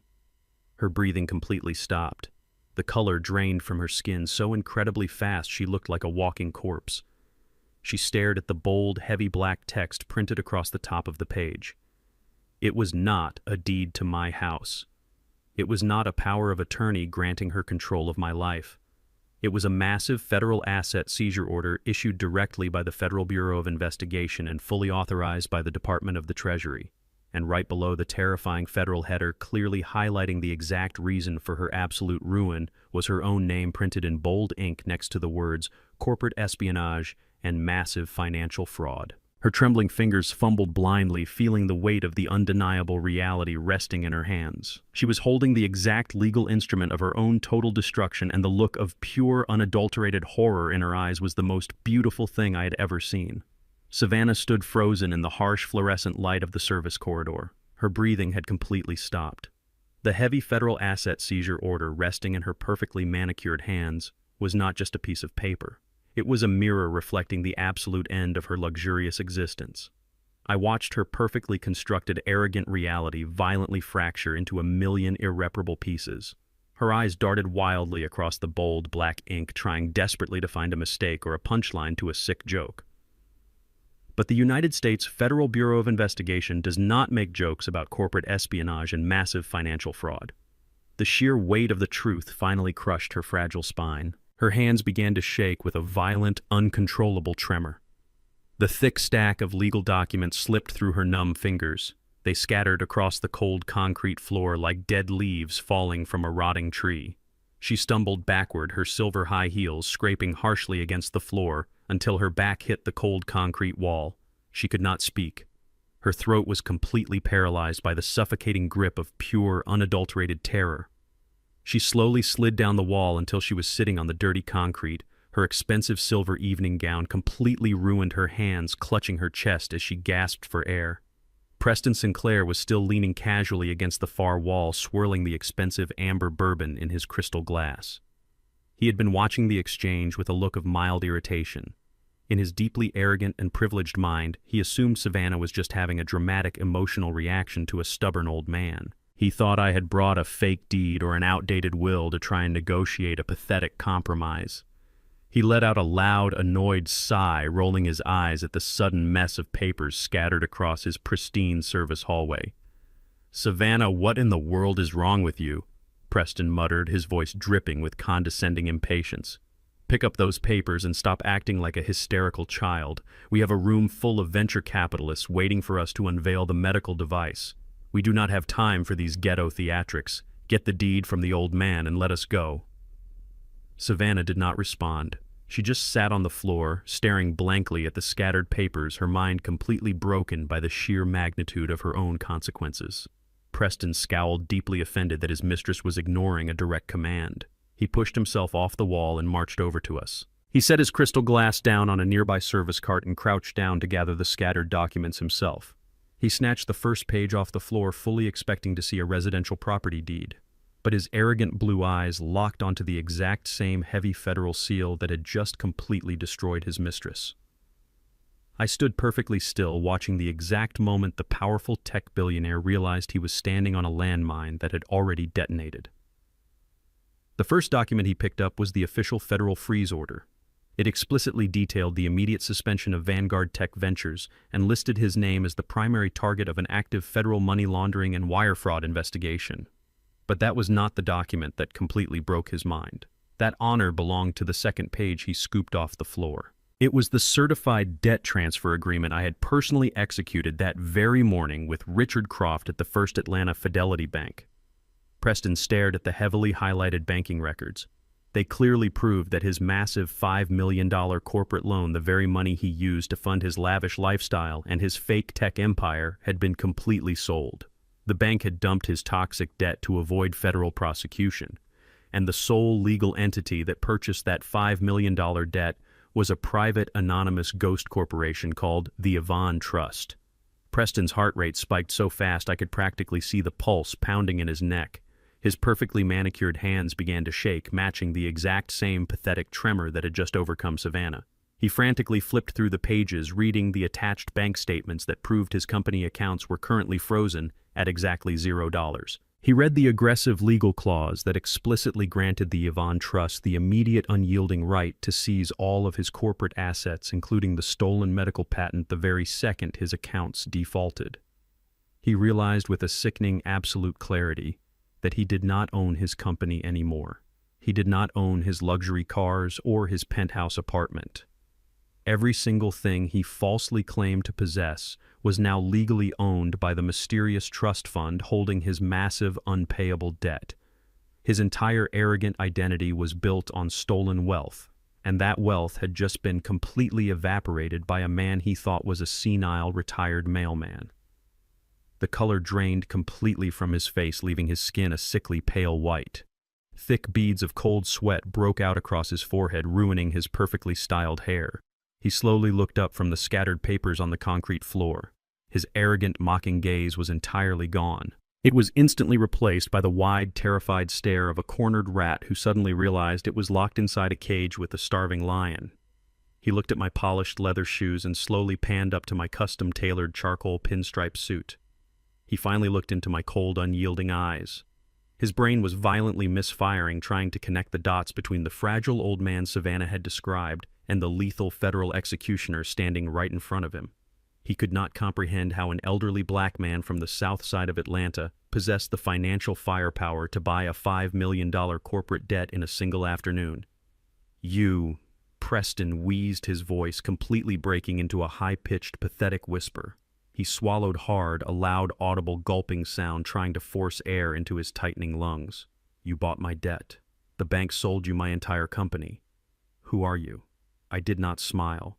I did not offer him a single ounce of mercy or comfort. I slowly reached up with my steady, calloused hands and calmly adjusted the knot of my dark crimson silk tie, making sure it sat perfectly straight against my collar. I looked down at the broken, shivering billionaire kneeling on the dirty concrete floor, surrounded by the undeniable evidence of his total, absolute destruction. "I am Warren," I replied, my voice a deep, resonant rumble that echoed off the cold walls. "I am the husband of Yvonne, the brilliant woman who spent her dying days building this entire federal case against you. And currently I am your sole legal creditor, Preston. You have been completely bankrupt since 3 o'clock this afternoon." I stood in the cold service corridor watching the absolute destruction of a human mind. Savannah was sitting on the dirty concrete floor, her expensive silver evening gown pooling around her like dirty water. I watched her perfectly manicured hands claw desperately at the cold floor, as if she were trying to stop herself from falling off a massive cliff.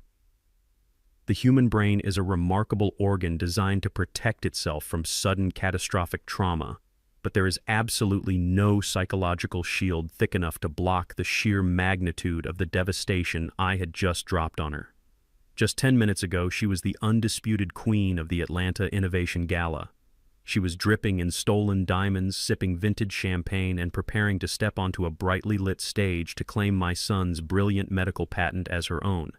She had forged Terrence's signature, taken out $200,000 in fraudulent loans, and actively planned to lock her 73-year-old father-in-law inside a miserable state-run mental asylum. She thought she had completely secured a lifetime of unearned luxury. She thought she had stolen my house, my son's future, and my absolute freedom. But the heavy federal documents scattered across the floor told a completely different story. In the span of a few agonizing seconds, her entire delusional universe was violently ripped away. She did not just lose the stolen medical company. She lost the stolen money, the luxury lifestyle, and the total control she thought she had over my family. She was no longer a wealthy socialite. She was an exposed federal criminal staring down the barrel of a decade in a maximum security penitentiary. The realization hit her central nervous system like a massive physical blow. Her breathing became incredibly shallow and rapid. Her chest heaved up and down in erratic, panicked bursts as her lungs desperately fought for oxygen that her terrified brain simply could not process. Her eyes darted wildly around the narrow concrete hallway, searching for any possible escape route, any sliver of hope. She was a drowning woman frantically looking for a life raft. And then she looked up at Preston Sinclair. Preston was still kneeling on the floor, surrounded by the undeniable evidence of his own total bankruptcy. He was staring at the banking records that proved I was now the sole legal owner of his entire tech empire. His pristine velvet tuxedo felt like a heavy prison uniform. He was sweating profusely, his face a mask of pure, unadulterated horror. Savannah looked at him, her blue eyes wide and pleading. In her deeply twisted and dependent mind, Preston was her ultimate savior. He was the wealthy, powerful billionaire who was supposed to fix everything with his expensive lawyers and his corrupt political connections. She honestly believed their illicit affair actually meant something to him. She thought they were partners in crime. Preston Savannah gasped, her voice a high-pitched, pathetic wheeze. "Preston, please do something. Call your legal team. Call the bank. We can fight this. He is just a retired mailman. He cannot do this to us. You have to fix this, Preston." She reached out her trembling hand, gently grabbing the sleeve of his expensive velvet jacket. It was a desperate plea for protection from the monster she had awakened. But Preston Sinclair was not a loyal partner. He was a ruthless, narcissistic predator who only cared about his own survival. And right now, the woman holding onto his sleeve was the exact reason his entire $5 million empire was currently burning to the ground. He looked at Savannah's trembling hand, and then he looked at her terrified face. The profound fear in his eyes instantly rapidly mutated into a dark, explosive, and violently toxic rage. He violently yanked his arm away from her grasp, as if her touch were a highly contagious disease. He pushed himself up from the floor, his expensive leather shoes scraping harshly against the concrete. He towered over her, his face completely twisted with pure, hateful fury. "Fix this!" Preston screamed, his voice echoing off the concrete walls with terrifying volume, completely abandoning any shred of his refined corporate composure. "Fix this. You completely ruined my life, you stupid, arrogant parasite." Savannah flinched, shrinking back against the cold wall. "Preston, you told me we were a team." She sobbed, tears of pure panic finally spilling over her perfectly applied makeup and running down her pale cheeks. "A team!" Preston roared, his hands clenched into tight, furious fists at his sides. "You told me your father-in-law was a helpless, senile old fool. You told me he was a pathetic, retired postal worker who could not even remember his own name. You promised me this was going to be a clean, easy acquisition. You literally invited a senior federal forensic investigator directly into my private bank accounts. You brought a federal executioner right to my front door." Preston did not stop there. The sheer, overwhelming pressure of losing his company, his wealth, and his freedom completely snapped whatever fragile restraint he had left. He realized that his life was permanently over, and he needed someone to absorb the physical impact of his absolute rage. He stepped forward, closing the distance between them. Before Savannah could even raise her hands to protect her face, Preston drew his arm back. He did not slap her with the back of his hand like a gentleman offering a warning. He struck her with a vicious open palm, channeling every single ounce of his terrifying anger and complete despair into the physical blow. The sound of the impact was sickeningly loud. It cracked through the quiet service corridor like a gunshot. The sheer brutal force of the slap caught Savannah squarely across the jaw, snapping her head violently to the side. Savannah let out a sharp, agonizing cry. The impact completely lifted her off her precarious balance. She was thrown sideways, her body crashing hard against the unforgiving marble and concrete floor. She landed in a tangled heap of expensive silver fabric and ruined dignity. Her designer diamond earrings clattered against the stone. I stood perfectly still, watching the two arrogant elites completely turn on each other like starving rabid dogs trapped inside a fighting pit. There is absolutely no loyalty among thieves, especially when the stolen gold completely evaporates. Savannah lay on the cold floor, completely disoriented. The physical shock of Preston's violent assault, combined with the massive psychological obliteration of her entire life, was simply too much for her biological system to handle. Her brain was completely short-circuiting.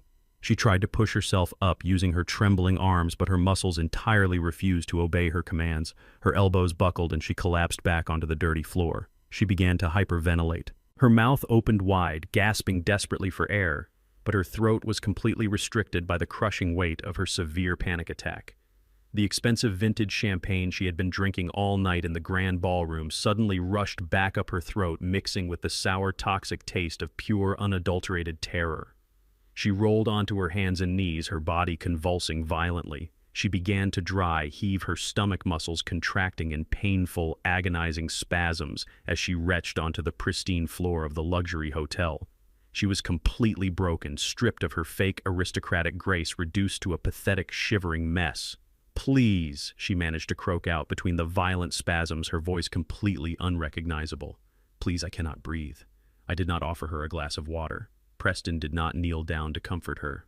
We both just stood there, watching her completely drown in the suffocating ocean of her own devastating consequences. Savannah let out one final, desperate, rattling gasp. Her eyes rolled completely back into her head, exposing the terrifying white sclera as her overloaded nervous system finally initiated an emergency shutdown. Her arms gave out completely. Her head slumped forward, hitting the cold floor with a dull, heavy thud. She passed out cold. Her body lay perfectly limp on the dirty concrete floor of the service corridor, completely unresponsive. The arrogant, treacherous daughter-in-law who had actively tried to throw me into a locked mental asylum was now lying unconscious at my feet, utterly destroyed by the quiet, heavy weight of the absolute truth. The psychological trauma had completely shattered her mind, and the trap I had built for her was finally completely sealed shut. The cold concrete floor of the service corridor offered absolutely no comfort to the unconscious woman. 5 agonizing minutes passed before Savannah finally began to stir. I stood completely still, watching her perfectly manicured fingers twitch against the dirty stone. She let out a pathetic groaning sound as her eyes slowly fluttered open. Her vision was blurred, and her designer silver dress was completely ruined, stained with dirt and the remnants of her own severe panic attack. She tried to push herself up onto her knees, her head hanging low, her blonde hair sticking to her sweaty face. She was desperately hoping that the crushing federal asset seizure order and Preston's violent physical assault were just the dark fragments of a horrible nightmare. But the nightmare was completely real, and it was about to get infinitely worse. Before she could even gather the strength to stand up, the heavy wooden double doors leading to the grand ballroom burst wide open with an explosive, violent force. It was not the hotel security staff responding to a noise complaint. A highly coordinated team of armed federal agents and local police officers flooded into the narrow hallway. Their heavy black tactical boots pounded against the polished floor, shaking the very foundation of the luxury hotel. Bright flashlights cut through the dim fluorescent lighting. The loud authoritative shouts of law enforcement echoed off the walls, commanding everyone to freeze and put their hands in the air. Preston Sinclair tried to make a sudden, desperate run for the emergency exit, but his arrogant billionaire status offered absolutely zero protection against federal authorities. 2 massive tactical agents slammed him violently against the concrete wall. The sickening crunch of his expensive velvet tuxedo hitting the hard stone was immediately followed by the sharp, heavy metallic click of cold steel handcuffs locking tightly around his wrists. Savannah sat on the floor, completely paralyzed by the sheer magnitude of the raid. The elegant high society tech gala happening just on the other side of the doors had been completely shut down.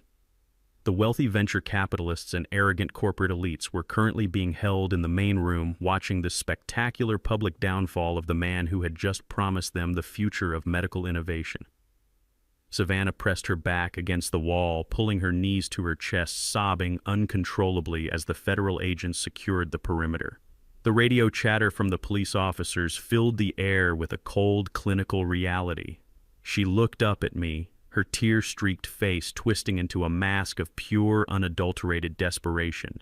She was frantically searching her broken mind for a way out, a loophole, a lie she could spin to save her own skin. But her entire network of deception was about to be permanently eradicated from the face of the earth. Through the chaotic sea of dark uniforms and flashing badges, a single civilian figure slowly walked into the service corridor.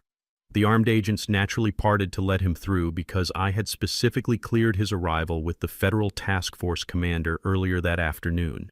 It was my son. It was Terrence. He was no longer wearing the exhausted, defeated expression of a man bleeding out from a failing medical startup. He was wearing a dark suit, his posture completely straight, his jaw clenched tight with a profound, terrifying resolve.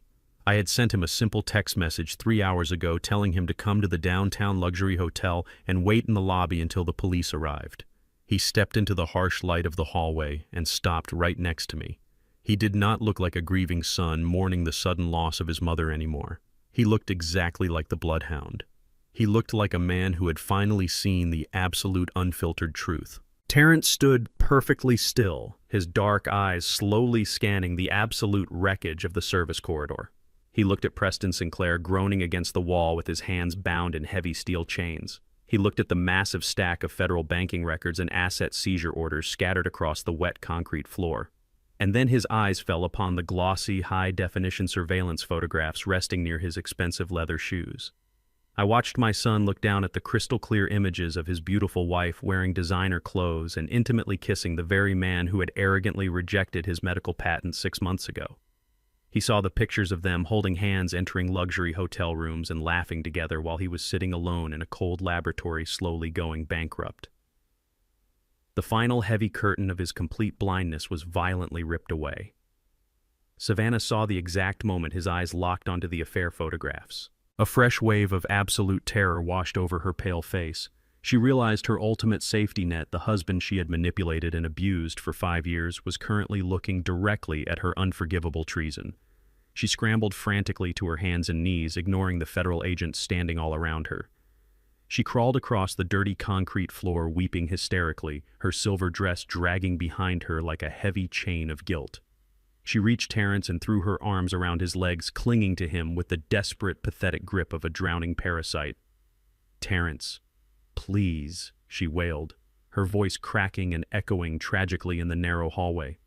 "Honey, you have to listen to me. Your father is completely insane. He is trying to ruin me. He forged those pictures, Terrence. He set this entire thing up because he is a crazy old man and he hates me. Please, baby, tell them to let me go. I love you so much. It is all a lie."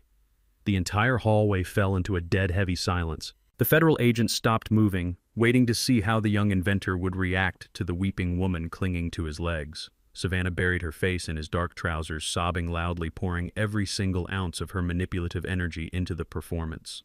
She honestly believed that her fake tears and her familiar physical touch would trigger his deep protective instincts. She thought he was still the same exhausted, broken man who had blindly trusted her just that morning. She thought she could still gaslight him into believing the retired mailman was the true villain of the story. But Terrence did not reach down to comfort her. He did not stroke her blonde hair or whisper that everything would be okay.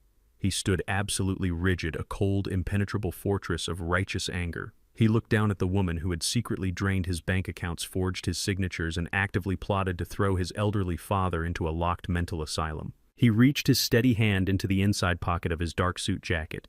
He did not pull out a handkerchief to dry her fake tears. He pulled out a thick, heavy stack of crisp, white legal documents. He held them tightly in his hand, his knuckles turning slightly white from the pressure. He looked at Savannah with an expression of pure, absolute disgust that cut deeper than any physical blow ever could. "Let go of me," Savannah Terrence commanded, his voice completely devoid of any warmth or affection, dropping into a low, dangerous tone that sounded exactly like my own. He forcefully stepped back, breaking her desperate physical grip, leaving her completely unsupported on the cold floor. He threw the heavy legal documents directly at her chest. They hit her and scattered over her ruined dress. "Those are your divorce papers and a permanent judicial restraining order." Terrence stated, his words ringing out with lethal, crystal-clear precision. "You are absolutely entirely erased from my life." Savannah gasped, shaking her head in violent denial, clutching the papers with trembling hands. "No, Terrence, you cannot do this," she pleaded, her voice a pathetic whisper. "You do not understand." "Yvonne, my mother understood everything." Terrence interrupted, his voice rising with a fierce protective fury. "She understood exactly what kind of monster you were. She sent a delayed encrypted email to my private server. It arrived exactly 1 hour ago. I heard the voice recording, Savannah. I saw the offshore wire transfers. I heard you planning to steal my medical patent with that racist criminal standing against the wall. You did not just betray my trust and steal my life work. You actively tried to lock my grieving father inside a miserable mental institution to steal his home. You are absolute, unredeemable scum. My wife was barely in the ground when my daughter-in-law walked up to me in the pouring rain and told me to pack my bags for a cheap nursing home. I did not say a single word. I just got into my neighbor's truck and let him drive me away, but he did not take me home. He drove me to a deserted warehouse on the edge of Atlanta, handed me a key, and said, "This is something only you can know, and you must never tell your son." I stood there in shock as I opened the heavy metal door and realized that everything I thought I knew was a complete lie. For the last 2 years, my sweet, gentle wife had been hiding a massive and dangerous secret. Before I tell you what was inside that room, let me know where you are watching from in the comments below. Hit like and subscribe if you believe a mother will do absolutely anything to protect her family. The heavy silence in the service corridor was only broken by the pathetic sound of Savannah sobbing onto the dirty concrete floor. Terrence had just delivered the final devastating blow, completely erasing her from our family. She was utterly broken, stripped of her fake aristocratic elegance, and left with absolutely nothing. But the absolute worst of human nature was about to reveal itself right in front of our eyes, when a sinking ship is finally going down. The rats do not hold hands and sing songs of loyalty. They climb over each other violently, clawing at anything they can reach, just to keep their own heads above the freezing water for one more second. Preston Sinclair was the ultimate rat. He was currently pinned against the cold concrete wall by 2 massive federal agents, his wrists tightly bound in heavy steel cuffs. He had watched my son throw the divorce papers onto Savannah's ruined silver dress. He had listened as Terrence laid out the undeniable evidence of their massive corporate theft and their cruel conspiracy to lock me inside a mental asylum. Preston realized with a sudden, terrifying clarity that Savannah had absolutely no leverage left. She was completely useless to him now. And more importantly, he realized that the quiet, elderly black man standing in the custom-tailored pinstripe suit was the only person in the entire building who held the keys to his absolute survival. Preston completely ignored Savannah weeping on the floor. He ignored my son Terrence, who had just reclaimed his dignity and his stolen medical patent. Preston locked his panicked, bloodshot eyes directly onto mine. The arrogant billionaire tech investor, the man who refused to do honest business with African-American entrepreneurs, was about to completely abandon his toxic pride and beg a retired mailman for his miserable life. "Mr. Warren." Preston gasped, his voice trembling with a pathetic, desperate urgency. "Please, you have to listen to me. I am a victim here too. I had absolutely no idea she was planning to throw you into a psychiatric ward. I swear to God I did not know she was stealing money from her own husband to fund my company." Savannah suddenly stopped crying. Her head snapped up from the dirty concrete floor, her tear-streaked face frozen in a mask of pure, unadulterated shock. She stared at the man she had risked her entire life for, the wealthy lover who had promised her a lifetime of luxury and protection. She brought the medical patent to me. Preston continued, his voice growing louder and more frantic, desperately trying to convince the federal agents holding him against the wall. She forged all of Terrence's signatures on the transfer documents. She masterminded the entire theft. "I was just a blind investor, Mr. Warren. I thought it was a legitimate business acquisition. She completely manipulated me. If you tell the federal prosecutor to drop the money laundering charges against my firm, I will give you everything. I will testify against her in open court. I will stand on the witness stand and tell the jury exactly how she planned the entire fraud. Just give me my company back, and I will hand her over to you on a silver platter." The sheer, absolute cowardice of his words hung heavily in the cold service corridor. He was offering to completely destroy the woman he had been sleeping with for 2 years just to save his own miserable skin. Something deep inside Savannah's mind completely snapped. The final fragile thread connecting her to sanity was violently severed. She realized that she had destroyed her marriage, betrayed a loving family, and committed massive federal crimes for a man who viewed her as nothing more than a disposable human shield. The cold, calculating socialite completely vanished. In her place emerged a wild, feral, and incredibly dangerous animal. Savannah let out a raw, agonizing scream that did not even sound human. It was a guttural, terrifying shriek of pure, absolute betrayal and blind rage. She scrambled up from the dirty concrete floor, her ruined silver evening gown tearing loudly as her high heels slipped on the wet stone. She did not run toward the exit. She launched her entire body directly at Preston Sinclair. "You lying piece of garbage!" Savannah shrieked, her voice echoing violently down the narrow hallway. "You promised me. You said we were going to build an empire together. You made me do those things to the old man." She crashed into Preston with the force of a desperate, wounded predator. Because Preston's hands were securely cuffed behind his back, he was entirely defenseless. Savannah raised her perfectly manicured hands and began violently clawing at his face. Her sharp fingernails dug deep into his pale skin, leaving long, bleeding scratches across his cheeks and his forehead. She tore at his expensive velvet tuxedo, ripping the crisp white shirt underneath, completely destroying his carefully constructed wealthy facade. Preston screamed in pain and terror, thrashing his head back and forth, desperately trying to avoid her vicious attacks. "Get this crazy lunatic off me!" he wailed, his voice cracking as blood began to trickle down his face. "She is completely insane. Help me!" The violent, chaotic struggle carried them right through the open wooden double doors and completely out of the hidden service corridor. They stumbled directly into the bright, blinding light of the grand ballroom. The classical string quartet had long since stopped playing. Hundreds of the most powerful and wealthy corporate elites in Atlanta were standing in the massive ballroom, completely frozen in absolute shock. These were the venture capitalists, the arrogant politicians, and the high society socialites who just 20 minutes ago were sipping vintage champagne and eagerly waiting to kiss Preston Sinclair's ring.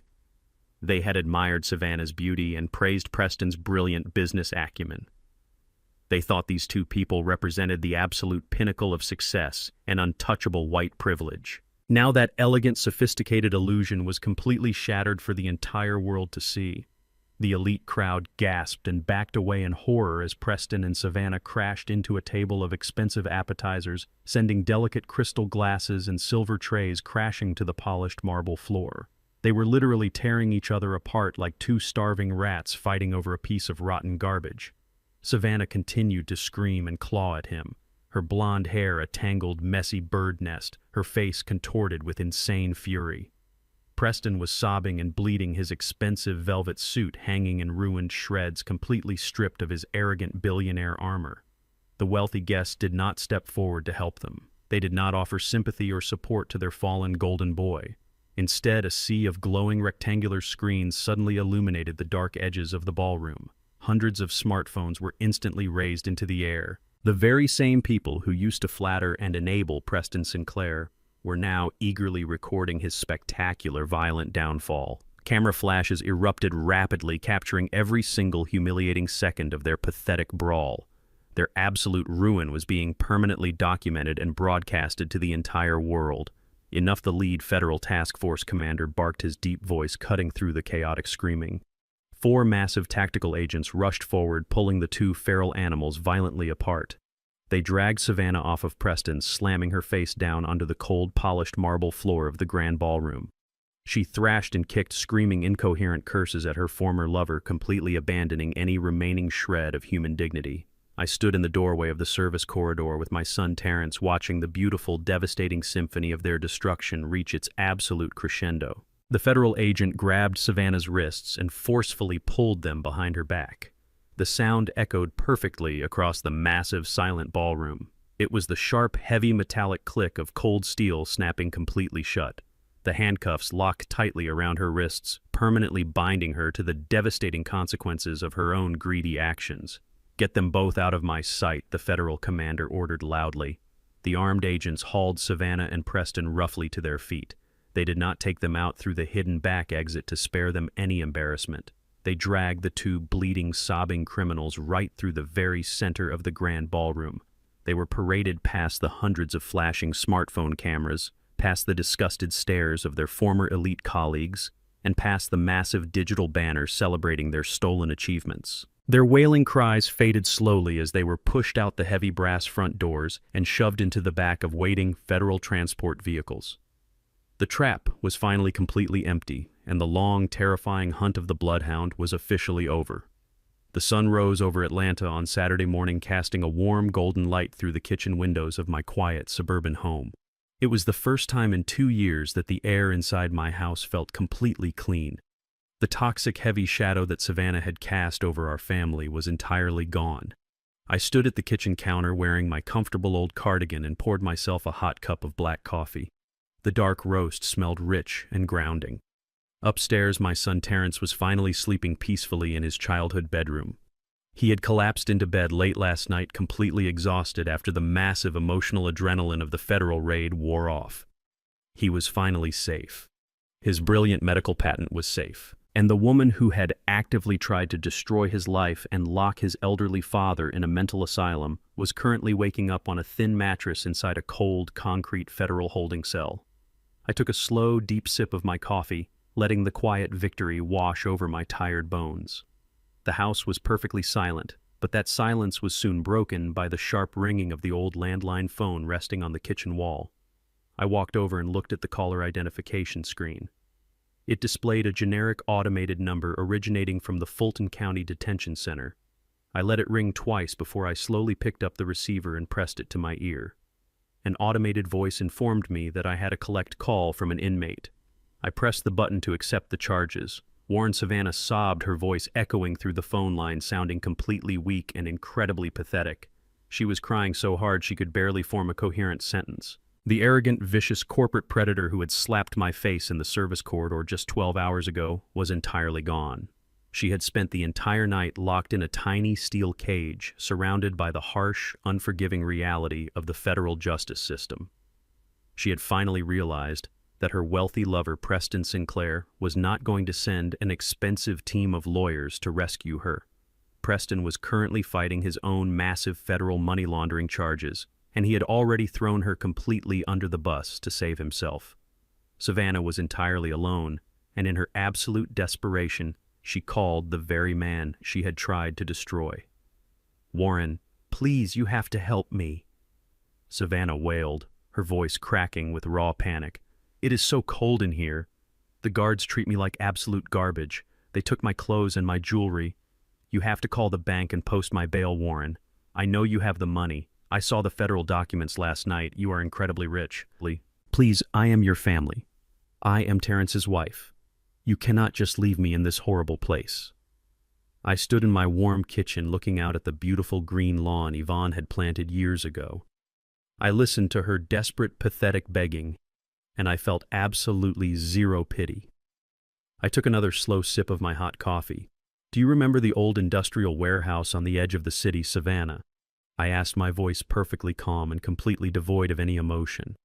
"The dilapidated brick building you and Preston planned to illegally seize and sell for quick cash after you threw me into the psychiatric ward." She stopped crying for a brief second, confused by my question. "Yes," she hiccuped weakly. "I used that exact same warehouse to completely finance the recovery of my son's stolen life work," I explained smoothly, delivering the final devastating blow to her greedy heart.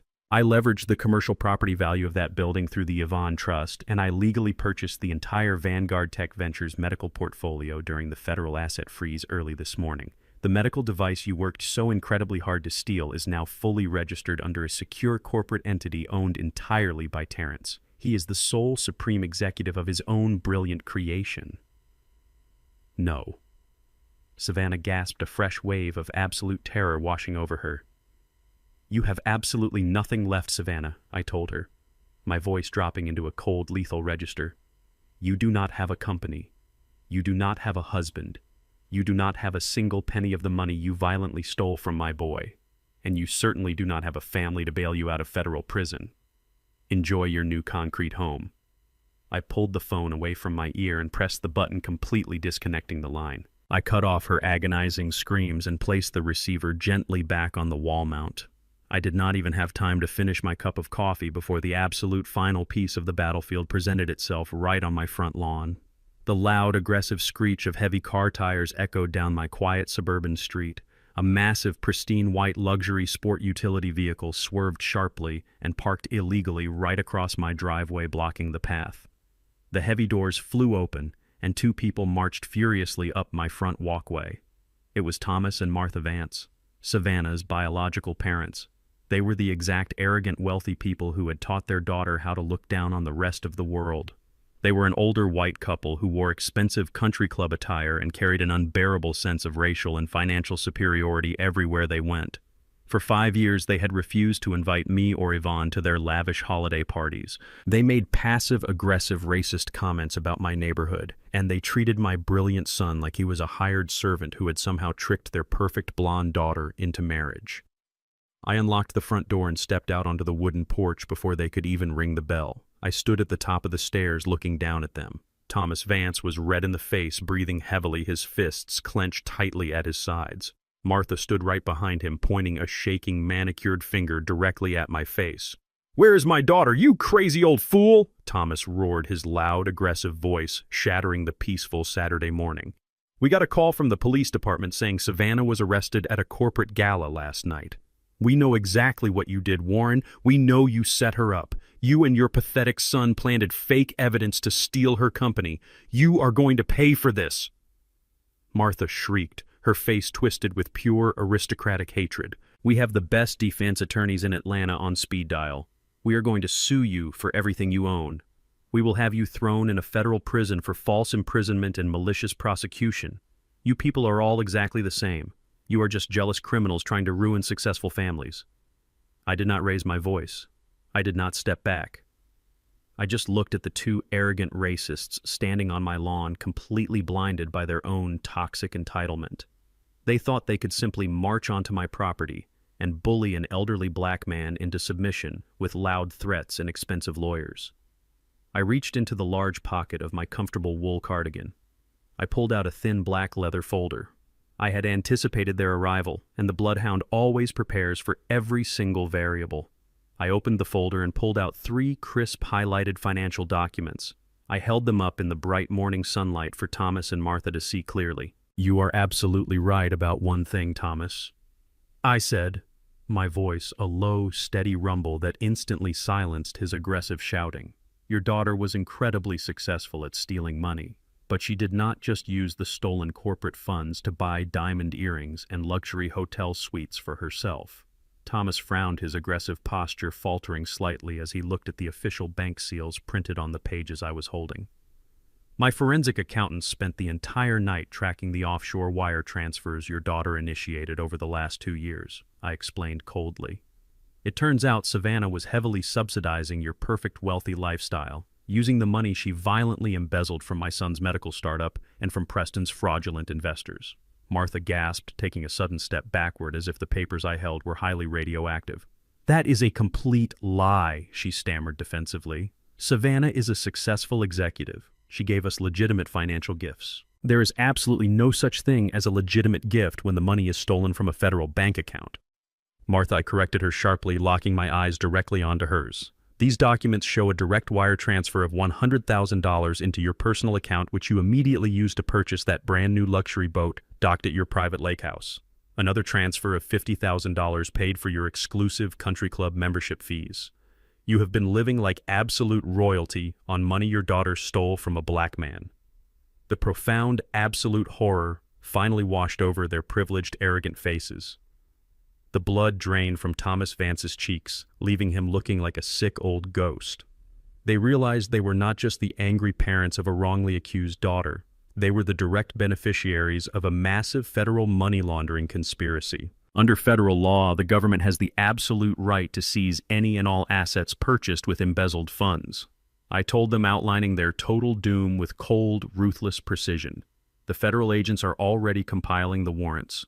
If you do not turn around, get in your car, and leave my property right this second, I will make one phone call to the federal task force commander. I will hand over these specific wire transfers, and I will have both of you formally indicted as active accomplices for knowingly receiving and harboring stolen federal assets. You will lose your boat, your country club, and your massive house. You will spend your golden years sitting in a cold federal penitentiary cell right next to your precious daughter." The silence that fell over my front lawn was absolute and incredibly beautiful. Thomas and Martha Vance did not scream anymore. They did not threaten to sue me or call me names. The loud, arrogant bullies had been completely and utterly silenced by the crushing, terrifying weight of their own criminal complicity. Thomas slowly turned around. He grabbed his trembling wife's arm and guided her back toward their massive luxury vehicle. They moved like broken, fragile people completely stripped of their false superiority. They climbed into their expensive car and sped away down the street, running desperately back to a home they were destined to lose. The battlefield was completely cleared. The poisonous roots had been entirely ripped out of the ground. The months that followed the spectacular collapse of Vanguard Tech Ventures moved with a quiet, healing rhythm. The federal justice system is a massive, slow-moving machine, but when it finally locks onto a target, it crushes them completely. I sat in the back row of the federal courthouse in downtown Atlanta watching the final sentencing of the two arrogant predators who tried to destroy my family. The courtroom was cold and filled with the heavy, silent weight of absolute consequence. Preston Sinclair, the wealthy tech billionaire who refused to do honest business with black entrepreneurs, was completely stripped of his custom velvet suits and his unearned privilege. He stood before the federal judge wearing a standard-issue orange jumpsuit, his hands bound in heavy iron chains that clinked loudly in the quiet room. He begged the judge for leniency, sobbing about his ruined reputation, but the judge showed absolutely zero mercy. She looked down from her high bench and sentenced him to 12 years in a maximum security federal penitentiary for massive corporate money laundering, wire fraud, and criminal conspiracy. He wept openly, a broken, pathetic man, as the armed bailiffs dragged him away. Savannah stood next. The beautiful, manipulative socialite who thought she could gaslight my son and throw me into a locked mental asylum looked incredibly pale and entirely broken. Her blonde hair was a tangled, messy knot, and the arrogant fire in her blue eyes had been completely extinguished. The federal judge looked down at her with profound, unyielding disgust. For the crimes of aggravated identity theft, corporate espionage, and the malicious conspiracy to permanently deprive an elderly citizen of his freedom, Savannah was sentenced to 10 long years in a federal prison. She did not even look back at us as they led her out of the courtroom. The toxic parasites were finally and permanently removed from our world. While the criminals rotted in their cold concrete cells, my son Terrence experienced a spectacular and beautiful rebirth. He did not let the trauma of his disastrous marriage break his brilliant spirit. With the massive financial backing of the Yvonne Trust and the full legal control of his own medical patent, Terrence built a brand new medical technology company from the absolute ground up. He moved out of that small, depressing laboratory and opened a massive state-of-the-art research facility right here in Atlanta. I watched with immense pride as he stood on his own brightly lit stage, unveiling the revolutionary medical device that would save countless lives. He was no longer the exhausted, defeated man who had cried to me on a video call. He was a confident, powerful chief executive officer, fully stepping into the massive potential his mother and I always knew he possessed. He hired a brilliant team of honest, hardworking engineers, and he made sure that absolute integrity was the foundation of his entire corporate empire. The legacy he was building was completely untouchable, and it belonged entirely to him. As for me, I did exactly what I have done for the last 25 years. I did not move into a sprawling mansion in a gated community. I did not buy a fleet of luxury imported cars or start wearing heavy gold watches. That flashy, superficial lifestyle belongs to people who desperately need to prove their worth to complete strangers. I already knew exactly who I was, and I knew exactly the kind of man my sweet Yvonne fell in love with. I stayed right here in my quiet suburban house on the south side.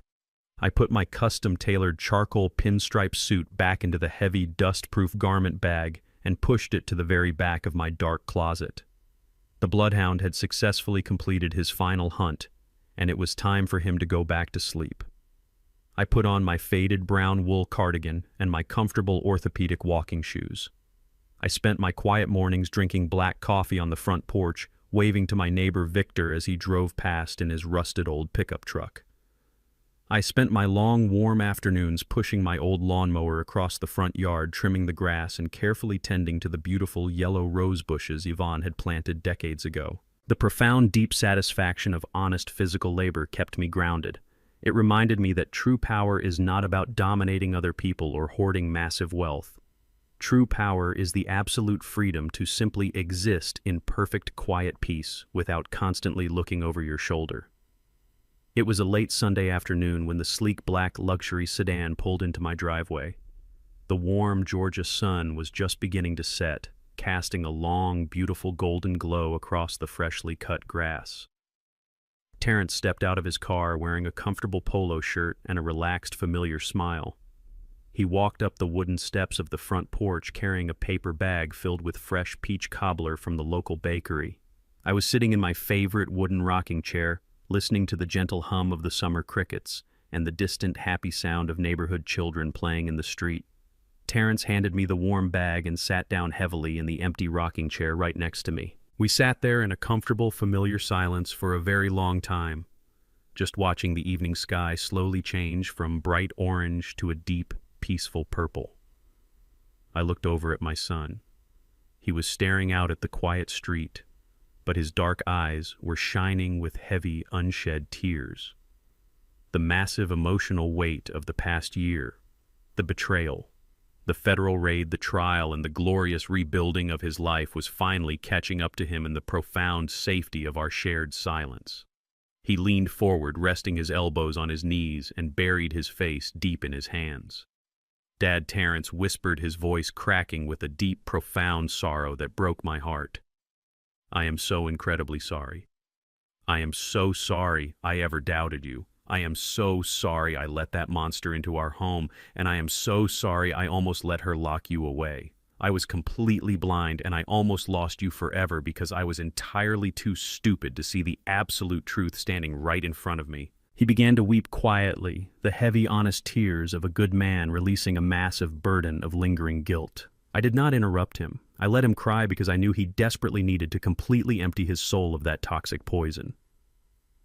When his tears finally began to slow down, I reached out my calloused, weathered hand. I placed it firmly on his broad shoulder, offering him the warm, steady, unwavering strength of a father who had never once stopped loving him. I looked at my boy, and I gave him a soft, gentle smile. "You do not ever need to apologize to me, Terrence," I told him, my voice a low, comforting rumble in the quiet evening air. "You were navigating a terrible, dark storm, and that woman was actively blinding you to the dangerous rocks. But you survived it. We survived it, and we absolutely did not do it alone." I looked up at the darkening Atlanta sky, thinking about the brilliant, beautiful woman who had spent her final dying days mapping out an entire criminal conspiracy in a cold industrial warehouse just to keep her family safe. "Your mother protected us, Terrence," I said softly, feeling a deep, warm, comforting presence settling over the old wooden porch. "She saw the deadly danger long before either of us did, and she gave me the exact tools I needed to completely dismantle their trap. She loved you more than life itself, and she made absolutely sure that nobody would ever steal your future. Do not carry this heavy guilt anymore, my son. The dark storm is completely over. Your mother protected us, and we are safe now." It was a bright, warm Sunday morning when I drove my rusted pickup truck back to the quiet cemetery on the outskirts of Atlanta. The sky above was a brilliant, crystal-clear blue, completely different from the dark, freezing rain that had soaked my clothes on the day we put my sweet Yvonne into the ground. The air smelled of fresh pine needles and warm earth. The heavy, dark storm that had violently threatened to consume my family was completely gone, leaving behind a profound, unbroken peace. I parked my truck near the iron gates and walked slowly across the freshly cut green grass, holding a single pristine white rose in my calloused hand. I reached her headstone and stood there for a long time, just listening to the gentle rustling of the leaves in the ancient oak trees above. I slowly knelt down. My knees popped a little, reminding me of my 73 years on this earth. But the pain was entirely manageable. I placed the beautiful white rose gently against the cool gray stone right beneath her perfectly engraved name. "I did it, Yvonne." I whispered, my voice thick with emotion but completely steady. "I did exactly what you asked me to do. I found your hidden warehouse. I saw the massive, incredible war room you built while you were so incredibly sick. I took the undeniable evidence you gathered, and I used it to absolutely destroy the monsters who were trying to ruin our boy. Terrence is completely safe now, my love. He has his medical patent back. He opened his own massive research facility, and he is thriving. Savannah is sitting in a federal prison cell, and she will not see the outside world for 10 long years. You protected us, Yvonne. Even when you were dying, you were the fiercest protector this family ever had. I am so incredibly proud of you, and I miss you every single day." I rested my hand on the warm granite of her headstone, feeling a deep, spiritual connection to the brilliant woman who had shared my life for 45 years. She was a high school teacher who loved baking peach cobbler, but underneath that gentle exterior she possessed the strategic mind of a master chess player. She knew exactly how the world worked, and she knew exactly how society viewed people like us. Society has a very specific and incredibly cruel way of looking at a man like me. When you are an older African-American man walking through a wealthy suburban neighborhood, or standing in the pristine marble lobby of a high-rise corporate bank, people do not see a lifetime of achievement. They do not see a brilliant mind or a senior federal forensic auditor who used to take down global money laundering syndicates for the United States government. They look at my faded brown wool cardigan, my scuffed orthopedic shoes, and the deep, heavy wrinkles lining my dark skin, and they immediately write me off as completely insignificant. They look at the color of my skin and my humble demeanor, and they instantly decide that I am uneducated, helpless, and entirely disposable. They see a fragile, retired postal worker who probably needs help crossing a busy street. Savannah and her wealthy, arrogant lover, Preston Sinclair, built their entire criminal strategy on that exact racist, ageist assumption. They thought my quiet demeanor was a symptom of a rotting, senile brain. They thought my endless patience was a clear sign of absolute weakness. They thought they could easily forge documents, steal my son's legacy, and throw me into a miserable, locked psychiatric ward because they truly believed a black man in his 70s had absolutely zero power to fight back against their wealthy white privilege. They never once stopped to consider that the old man sitting silently in the faded armchair staring blankly at the wall was actually taking meticulous mental notes. They never realized that while they were loudly insulting me in my own living room, I was actively mapping out the complete destruction of their entire corporate empire. They confused my strategic silence with total surrender. That was their absolute fatal mistake. The invisibility of being an old black man in America is a heavy burden to carry, but if you know how to use it, that invisibility becomes your absolute greatest weapon. I let them believe their own arrogant lies. I let them think they were the apex predators hunting a weak, helpless animal. I put on the disguise of the confused, retired mailman, and I walked right past their security desks into their private offices and deep into their encrypted bank accounts without anyone ever noticing my presence. True justice is never born from loud, explosive anger. Savannah operated on pure, toxic emotion. She threw theatrical tantrums, she smashed doors with heavy hammers, and she screamed violently in hotel hallways when she finally lost control. But loud anger is incredibly sloppy. It blinds you to your own mistakes, and it leaves massive holes in your defense. I learned decades ago in the high-stakes halls of the federal government that the absolute greatest revenge is a meticulously prepared truth. You do not need to yell or scream when you have the undeniable facts resting quietly in your inner pocket. You do not need to throw a physical punch when you can completely freeze a billionaire's bank account with a single phone call. You simply let the arrogant predators build their own elaborate traps, you let them step inside, and then you quietly lock the heavy steel door right behind them. I stood up from the grave, brushing the loose blades of green grass from the knees of my trousers. I looked down at the white rose resting peacefully against the gray stone. The bloodhound had successfully completed his final hunt. The federal executioner was officially retired and safely buried deep underground. I was just Warren again. A proud father, a devoted widower, and a man who simply wanted to spend his remaining years tending to his garden and watching his brilliant son change the world. I turned away from the headstone and walked slowly back across the quiet cemetery toward my rusted old pickup truck. I opened the heavy metal door, climbed into the driver's seat, and started the engine. The old motor rumbled to life, a steady, comforting sound. I drove out of the iron gates and headed back toward my quiet home on the south side of Atlanta. I rolled down the window, letting the warm Georgia breeze wash over my face. For the first time in 2 long years, I had absolutely nothing to hide and absolutely nothing to fight.